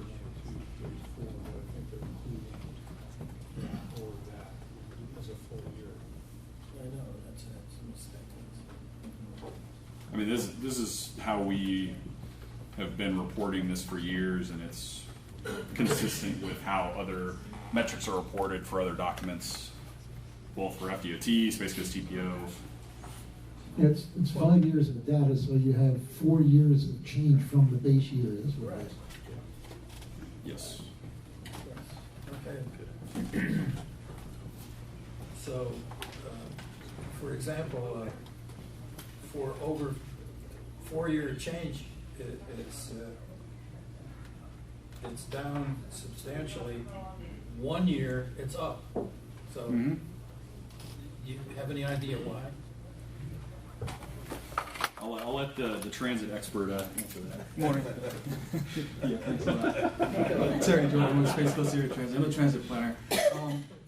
Exactly what has been happening is what Travis mentioned earlier in the presentation is transit ridership overall nationally has been decreasing. This is the first year we've actually saw an increase over a previous year's ridership. What has happened previously is with the economy strengthening, of course, there's been ridership that has transitioned to other methods of using other services like ride sharing, buying their own cars. Another part of it is that we see last year there were a lot of our riders that were doing multiple trips. So instead of just going from home to one job, they're going from one job to a second job, is what we saw happening. So that's why we saw an increase in ridership for that 1 year so far. Now we're expecting that it will continue, or at least be flat through this year, but we're not throughout the complete year yet. But the big answer to that is the previous years, the stronger economy has decreased ridership. Now this last year we saw a slight trend change in that. Yeah, Terry, didn't you also add at least one new route? We did add Route 20, which serves the Palm Bay area into West Melbourne and into Melbourne. Ridership has been generating pretty average so far, but it's only been 1 year so far, so we need another, at least additional year to really see how it's trending. And it includes fixed route van pools and demand response? This, what is the demand response? Okay, so this number that you're looking at is primarily fixed route. Those are the numbers that you're seeing there. Demand response is an individual who's at their home that's getting a van come to their home, pick them up from their place of residence, and then take them to their destination directly or with other people.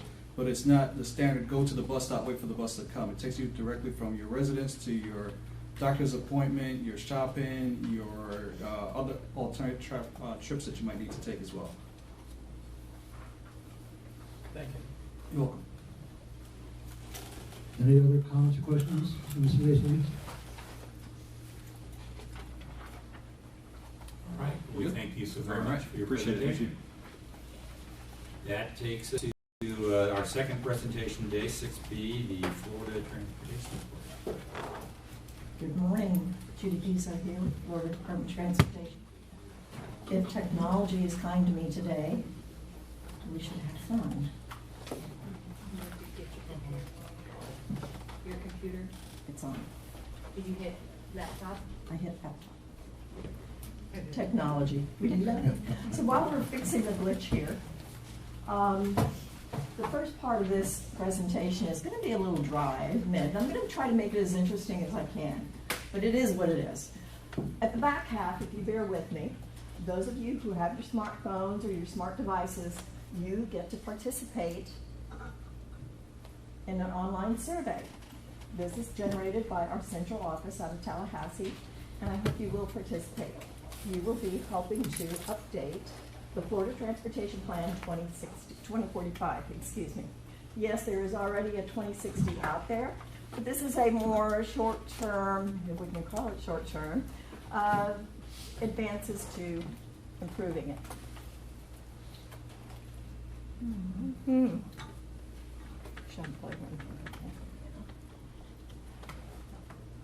It worked fine when we got here. It did. I'll vouch for you. Let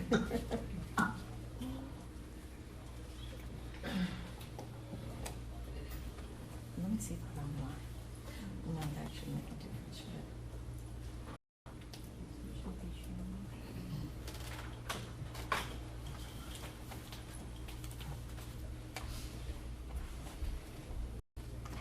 Oh, there we are.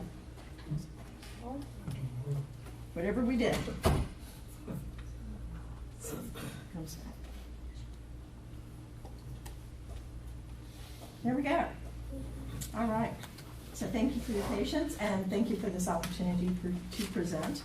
Again, my name is Judy Pizzo. I'm with the Florida Department of Transportation out of the Planning and Environmental Management 5 in Tallahassee. My opportunity to present to you today is to help to educate and to gather information from you on the Future Transportation Plan 2045. So, the Florida Transportation Plan is the single overarching statewide plan guiding Florida's transportation future. It's a plan for all of Florida, created by and providing direction to the Florida Department of Transportation and all organizations that are involved in planning and managing Florida's transportation systems, including regional and local partners. The FTP provides policy guidance and also establishes the policy framework for allocating the state and federal transportation funds which flow through the department's 5-year work program.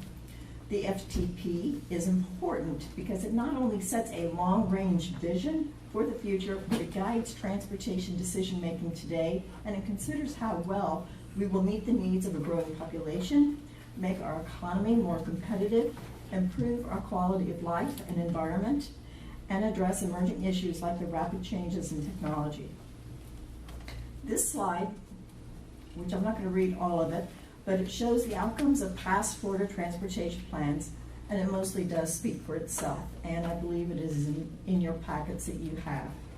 So in the interest of time, I'm not going to go into each one of these. Similar to the current plan, this FTP will have three elements. The vision element focuses on major trends, uncertainties, and themes that will shape the future transportation over the long period, perhaps 50 years. This element will be very visual, providing infographics about transportation in the state. It will talk about the various future visions and showcase the commonalities among those visions. The policy,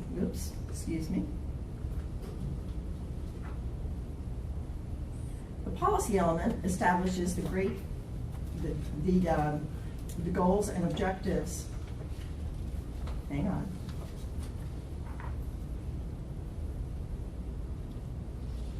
Goals and objectives that will guide the DOT and the partners in making decisions on long-range plans and investments. This is generally a 25-year horizon, and it matches our MPO or TPO plans. It is the heart of the FTP, and we anticipate it will focus on 4 cross-cutting topics: technology, resilience, regional, local, statewide, and interregional, which I'll go into a little bit more detail. The implementation policy will likely be centered around the cross-cutting topics that are specifically designed in the following section. This slide, we anticipate the FTP goals will remain intact. However, refinement is possible as we consider the feedback from our partners and the public. The goal areas are representative of the themes that have historically been highlighted in previous FTPs. The objectives identified for the goals here often overlap the goal areas. The plan will consider objectives and strategies within these 4 cross-cutting topics to better align these objectives and strategies and provide a clear direction for our partners during implementation. The topics in technology, resiliency, statewide, and interregional, regional, and local have emerged as topics impacting and cutting across all the goal areas. I'm not going to read this slide, but I'll go over it very quickly here. The potential areas within the cross-cutting topics are shown here. And again, this is within your packet. As part of this update, we created 2 subcommittees to the FTP. The steering committee, the ACES, or ACES, vehicle subcommittee, and a resiliency subcommittee. The charge of each subcommittee is to discuss themes, trends, and planning implications of their specific focus areas. Identify policy level objectives or strategies to address and/or maximize emerging technologies to support the FTP goals and the SIP's objectives. Review and provide input as requested on related plans and processes, including those from the department and other partners. Specific to their focus, serve as subject matter experts for the FTP SIS Steering Committee and provide updates to the committee as related. The membership of each subcommittee is made up of representatives of steering committee organizations. Each subcommittee also includes friends, who are interested stakeholders, subject matter experts. Friends of the subcommittee will be informed of subcommittee meetings and are encouraged to participate in the meetings and provide comment for the subcommittee members to consider. Again, this is another slide I'm not going to go into a lot of detail on, but this provides the overview, if I might say, of input that goes into the FTP. It's based on several plans that are generated throughout the course. Our related partner efforts during the FTP SIS plan update process, we rely on public and partner outreach, efforts in modal planning processes to provide input on the important issues identified in partner plans, We would like to hear from you on these issues, and here's where it gets interesting. If you would either key in on your smartphone or your laptops, your smart devices, www.pollev, P-O-L-L-E-V, yes, I'm going to make you work now, .com/FTP 2045, or you can scan the QR code that's on the screen. Now it's going to ask you if you want to accept cookies or not. You don't have to accept the cookies, so you can ignore that. It's going to ask you for a name. You can put in your favorite dog's name, whatever. You don't have to put in a name, but it will take you to the survey. So I'm going to kind of scan you folks, and if everybody looks like they've got it, or if everybody's looking kind of puzzled. And yes, my DOT partners who are here, I'm going to make you work too. Come on.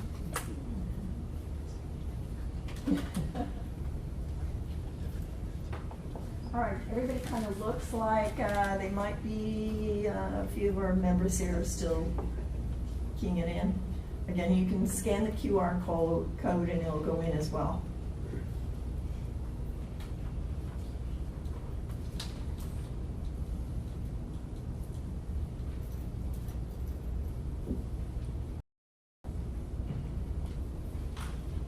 Okay. The first poll is, where do you live? Now this is a test. We're seeing if it actually is working. I like to say, well, where would you like to live? You don't have to put in where you live, because this one doesn't really count. I like to put in the West Coast personally.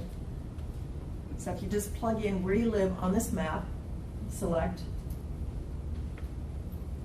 and it should be coming up.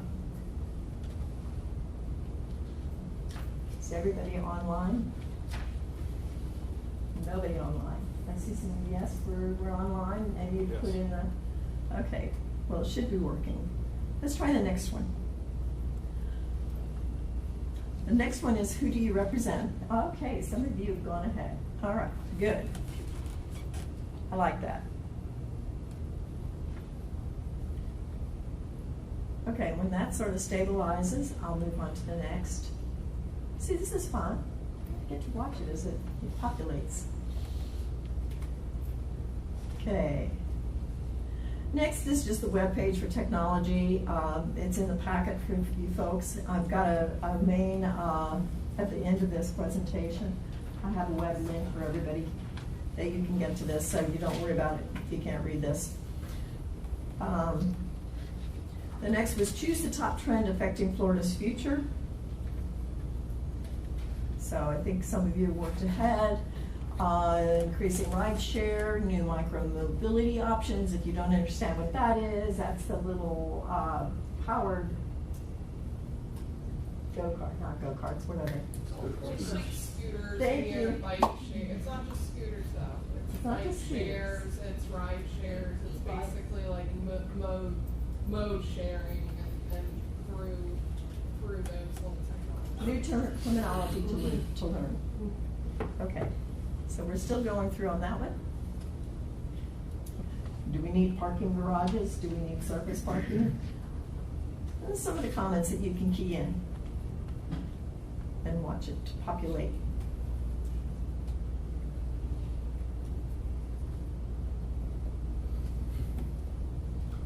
Are these terms defined? In other words, if you're on your machine, can you say what's the definition of this? What they will do, I'll get to that at the end here. We're going to be gathering this information. But for those that may not know, an autonomous vehicle is one that, well, for instance, if you've got cruise control in your car and it slows down when you come too close to the following, that is an autonomous feature, early, very early. So that sort of explains it. And you have some of your more technical cars like the Tesla that a lot of folks may have seen the guys asleep at the wheel driving down the road. Well, I don't think that was safe, but we're getting there. All right, still see some comments coming in. All right, let's go on. You can keep typing in. The next question, what is the greatest challenge for Florida to overcome in changing technology in our transportation system? And I don't know why this slide is so small, but regulatory barriers, planning and design challenges, when you think about the newer vehicles that are out there, even autonomous trucking is out there. So consider what are some of the technical challenges we're going to have.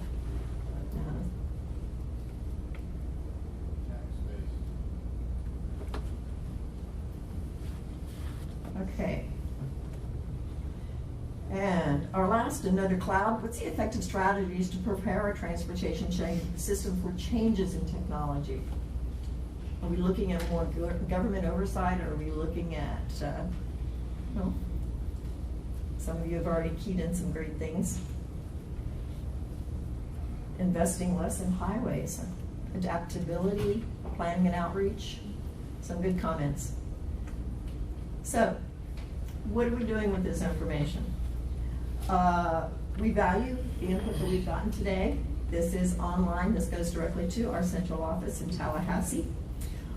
Without your input, the FTP cannot reflect the needs, values, and visions of the people who call Florida home and those who visit us. All input received is organized by the project team, again, they're in Tallahassee, and presented to the steering committee. As applicable, the information will be distributed to the subcommittees. This is a timeline. We are currently in the resiliency campaign that has just started, but we are still also talking about technology as well as resiliency. And then in 2020, we will begin some of our regional workshops around the state, soliciting feedback on the draft goals and objectives. So stay tuned for some of the information and location on where these workshops are going to be. A 30-day public comment period to review the draft plan is planned for the fall of 2020, and the final plan will be finalized in December of 2020. So at any time, you can provide input on any of the 4 campaigns that are being processed. Here, if you want to make note, is the website. For those of you that have the package, you have the website, www.floриdatransportationplan.com is where you can go online at any time and offer comments. There's also another survey online that you can participate on that's different from this one. So we encourage you to solicit, to input your information there. And if there's any questions or any additional comments, thank you for your time. Questions for you? Well, I learned it was bad manners to bring a phone to a meeting. Well, you asked for it. Okay, well, thank you again. All right, thank you. Right, that takes us to item 7, report 7A is the Florida Department of Transportation.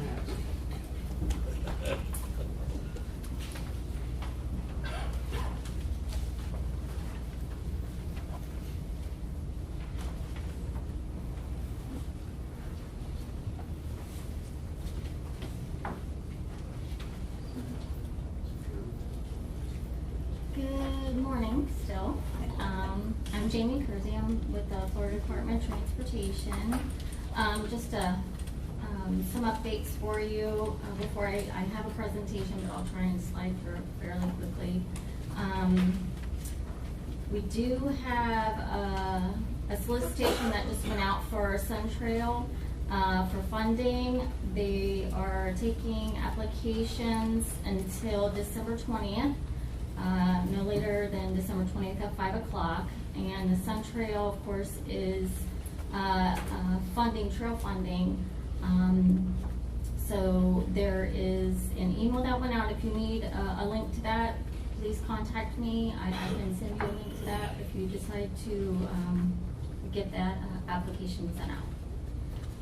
And we also have a public hearing for the NASA Causeway Bridge that is set for October 17th at the New Life Christian Center. That will begin at 4:30. The hearing will begin at 4:30. And then the formal presentation will begin at 5:30. And we also have pedestrian improvement crosswalk installation. It's the RRFB, the rapid flashing beacons that will begin at it should have began over the weekend from US 192 to State Road 518 on Valley Boulevard. We're very excited about it. It's towards a positive pedestrian crosswalks, and I know it's going to be a little pain because they are going to be blocking off some roads, and it's going to be very frustrating, but look at it as a positive. We're helping those pedestrians out there getting across the street. Can I just say, and I know you got a report, but that's a good thing because Yes. pedestrians have every right to be Yes, out there sir. too. Yes. So the frustration needs to be balanced with the good for the pedestrians. Exactly. Sorry, I had to say No, that. Tony, I appreciate you saying that Yeah. because we are getting some calls because there is some traffic disruptions because they are closing a lane in each direction, starting on the inside. So, it is a disruption in traffic, and so you've got to balance that. But those mid-block crossings with the rectangular rapid flashing beacons are safety projects that the community has wanted for many years. Yeah. And so this is definitely a positive, and the department is going to be monitoring them very closely to make sure as they get implemented that everything is going according to plan and that it is safe. So they're going to be monitored very closely, and I think once you get that complete network, along with the additional 12 that they're putting in right now and the 6 that's in Satellite Beach, I think you're going to see a different feel to A1A, which is what we're really after. And hopefully in Cape Canaveral and Hoover Beach, we will be getting the same thing at some point with all the different studies that are going on. So A1A has got to be the focus because of what we've seen in our State of the System report. And just touching on some other additional projects, the Grant Road Bridge rehabilitation projects. It's replacing the bridge bearing pads. It should be completed fall of this year. And then we also, I did check on your, you did have a question for me, Mr. Graham, on the I-95 at Ellis. I did say last month, it was going to be completed by early 2021. However, at the latest construction meeting, the contractor advised that he is ahead of schedule and could possibly be completed by June of 2020. So that's good. Thanks for checking. Sure. Appreciate it.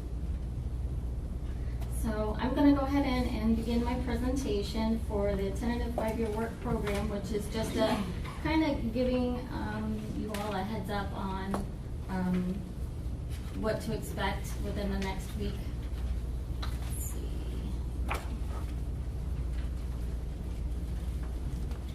Okay, so I know there are some new committee members, so this will hopefully shed a little light of what this tentative 5-year work program is about.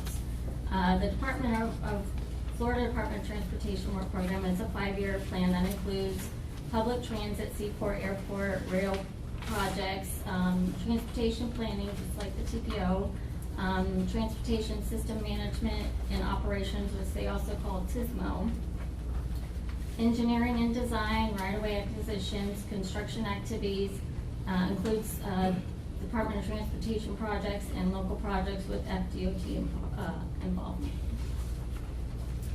Program development is, you've got the type of projects on your left side, and then it's based on the MPO priorities and the CIS and FDOT priorities. Right now we're in the current adopted work program, which is year 1 is 19 through 20, all the way through 23-24.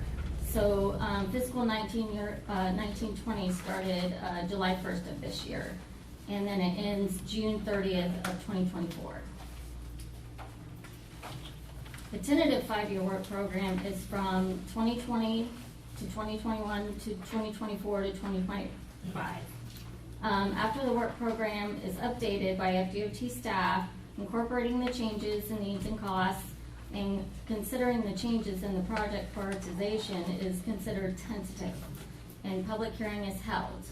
Then the tentative work program is submitted to the Florida legislator for review, and then to the governor for review and signature.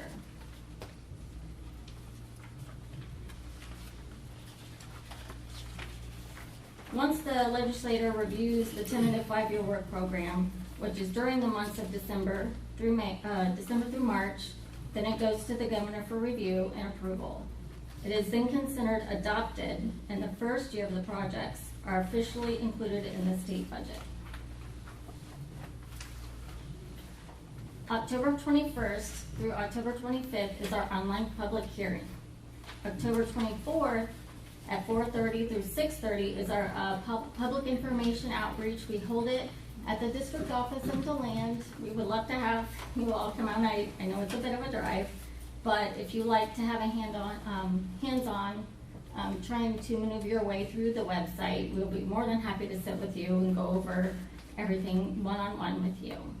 November 4th at 12 o'clock is the public comments are due. November 26th, the Metro Planning Organization objections are due. December through March, reviewed by a legislator. July 1st, 2020, next year, is the adoption of the work program. Now here's a way for you to participate. Our online public hearing is at www.d5wpph.com. And our public outreach, of course, is October 24th from 4:30 to 6:30, which is held at our district office at 719 South Woodland Boulevard in DeLand. And I thank you. Any questions?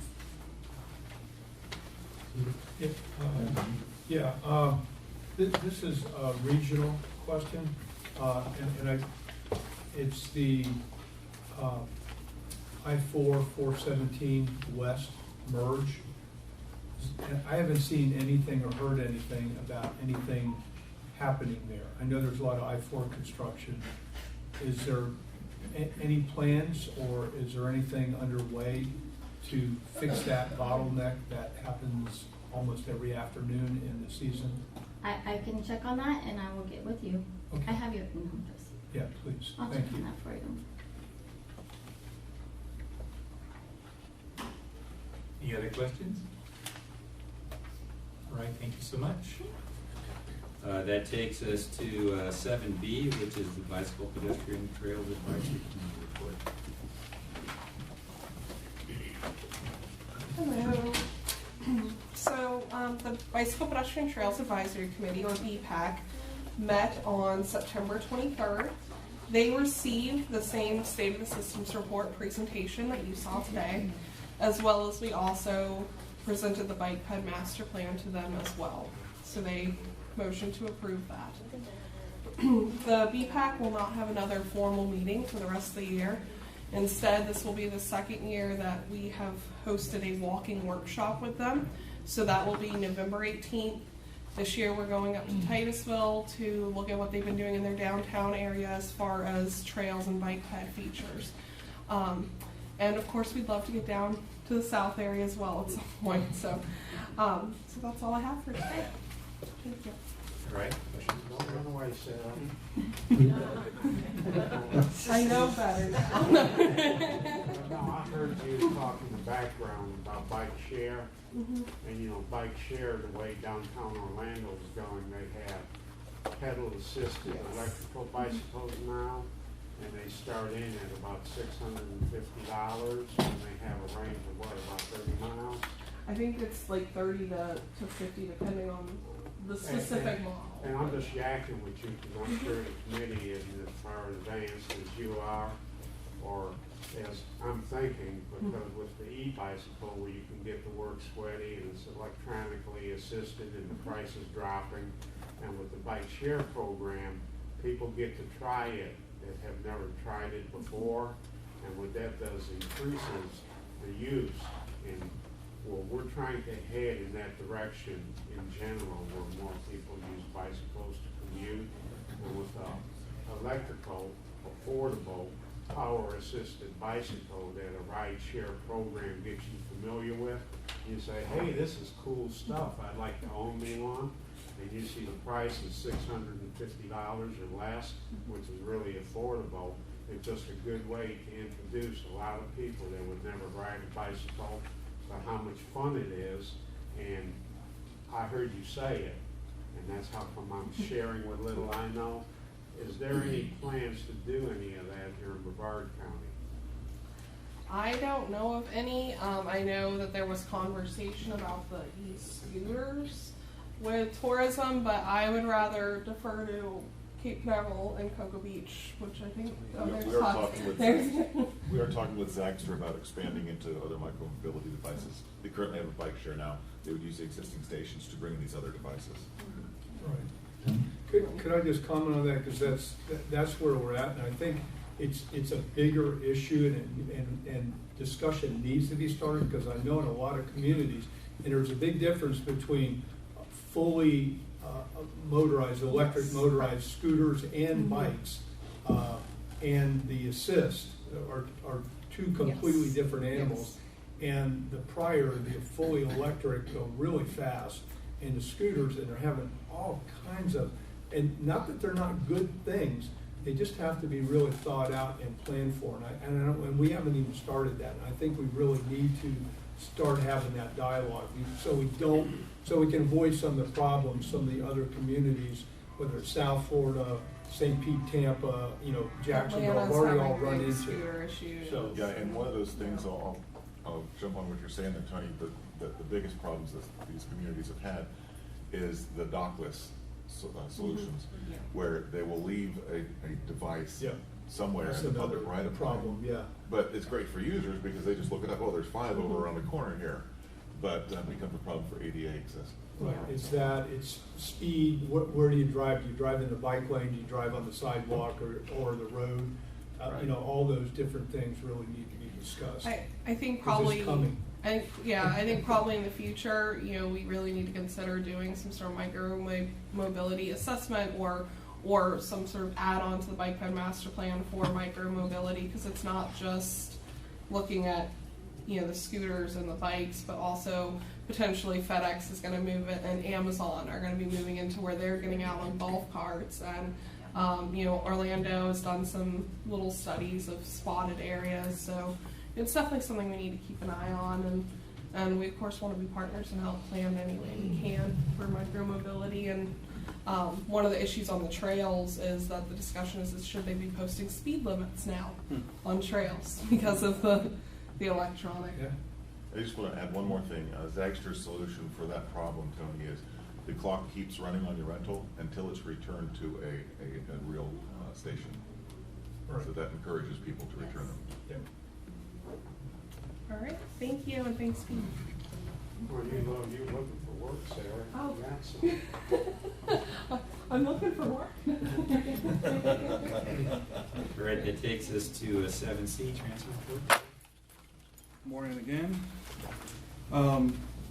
In your packet, you have a list of events and activities that were either attended or coordinated by Space Coast Area Transit that would have went to our local coordinating board. That the meeting was supposed to have taken place on the 23rd. However, it was postponed. So you have the listing of those activities. 2 things I wanted to highlight were we had put out 2 RFPs. One for our general plan consulting firm, which we have selected. We're in the last stage of doing the negotiations of that right now. And the second one is for our version of ITS, which is Intelligent Transportation Systems. We're going to be doing the same thing with them this week, as a matter of fact. For the general plan consultant, what we expect is going to take place primarily. The first things that we'll be working with them are going to be our transportation development plan that we work very closely with the TPO on. And that's our long-range plans. And we also expect a COA, which is Comprehensive Operations Analysis, which takes a deep dive and looks at Space Coast Area Transit as a whole, how we operate, things we're doing well, things that we can do better, and then and gives information of how we can improve the service expand the service and, like I said, areas of improvement. So those are areas that we'll be coming to the board with, and once the plan is completed, and presenting that to you as well. The second thing I wanted to point out is the ITS project that is going to be almost a game changer for the way we operate transit services. One of the biggest things is going to implement technology in our vehicles that will allow passengers to know where the bus is, when it's going to get there, how soon before the bus does arrive. So it kind of eliminates the passenger's need to stand out in the elements so long not knowing where the bus is.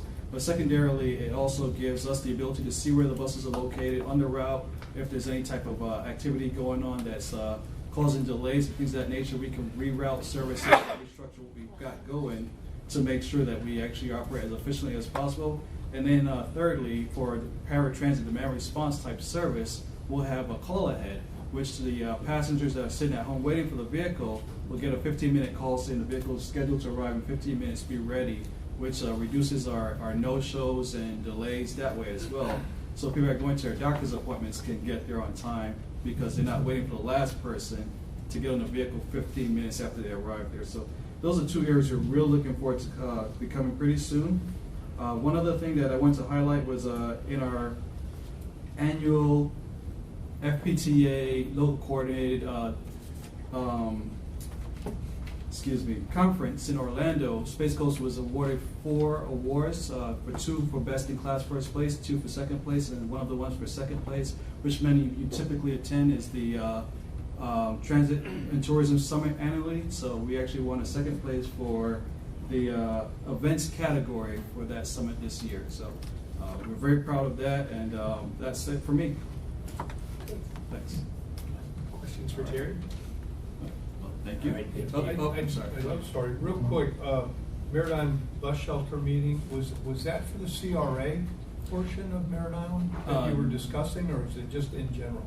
No, we're actually working with Myra. There are 2 shelters that are going to be implemented with FDOT. We're working in conjunction with FDOT on Newfoundland on 520. One at the Walmart side, one right across, and then the second to currently working with Myra to be installed on Portland Parkway. One of the designated locations right now is at the library, and I can't think of the second location.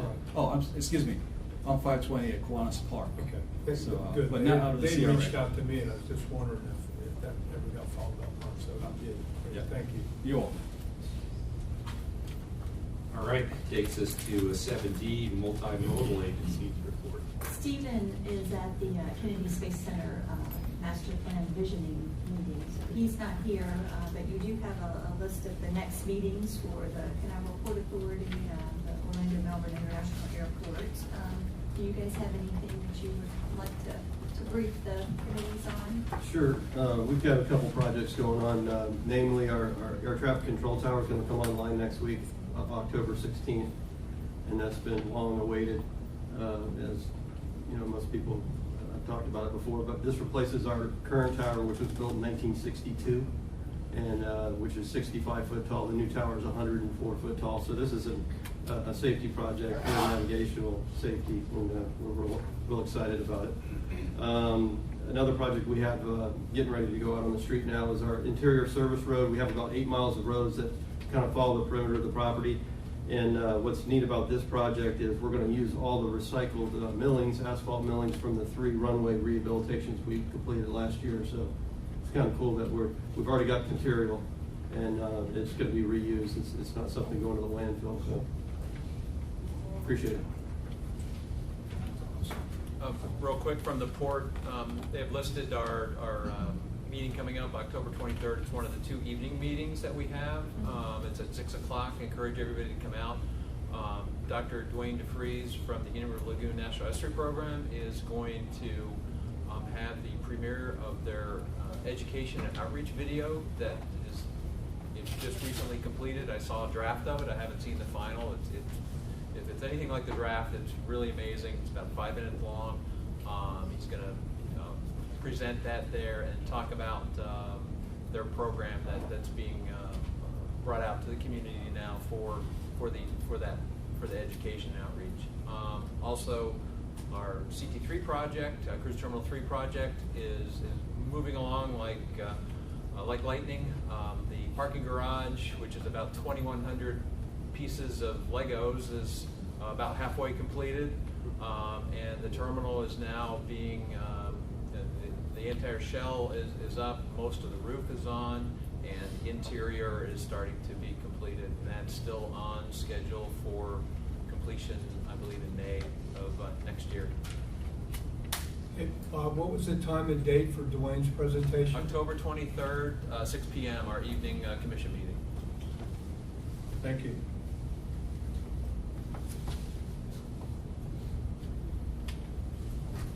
Any other reports? All right, that takes us to local government reports. Any local government? Jane? I don't know if this is the right time to ask this, but I should have asked it under item 4B. It looks like we have to take that amendment to the interlocal to our respective cities. Am I understanding that correct? And what's the time frame you expect that in? This is the ICAR agreement? No, this is the the first amendment to restated interlocal agreement. Okay. Laura. I'm sorry, I didn't ask this during that item. It didn't dawn on me until after. Yeah, we did the ICAR in September, I think. Yes. This is to acknowledge the Central Florida Expressway Authority is going to be represented by one of the Board of County Commissioners. They were added as part of board members of our CFX by the legislature of the governor last year. So the interlocal, the creation of the MPO, all the municipalities will have that in front of their councils at some point. Carol in our office will coordinate that. Okay. With you So guys. Carol, okay. Yeah, and make sure that everybody gets that approved. I just didn't know how tight of a time frame that was. That was the only reason I was asking. Yeah, in the next couple months. Okay. Thank you. And then I did want to thank you in advance for helping us educate people about the need for the safety improvements on A1A. Oh. So thank you. It's going to be a team effort, right? Yes. I did want to mention, I don't want to embarrass Ed, but I know that I happen to know this is his last meeting. He is retiring as the Public Works Director of the City of Cocoa, and I just want to say how much we're going to miss you, and I can tell you I've enjoyed working with you over the years and your contributions and service to this committee, not to mention the City of Cocoa and all the wonderful projects that you've done over the years. So I just wanted to thank you very much.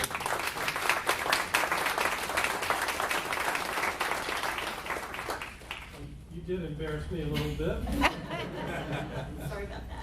And, it's been a wonderful time, a lot of great projects through the years, and a lot of great accomplishments.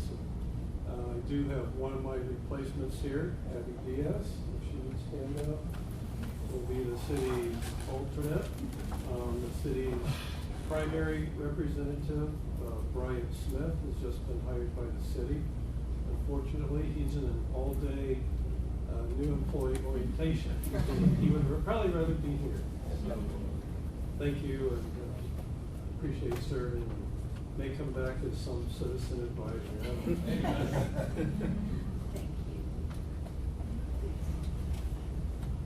Other local government reports from other agencies?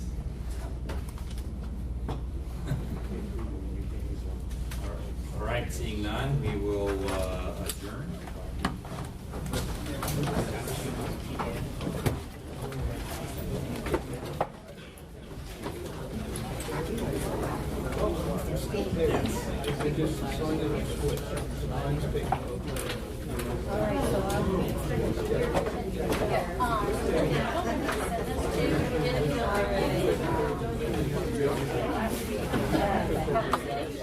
And this is at Ironwood and Sarno. Okay. That is a huge, send it to me.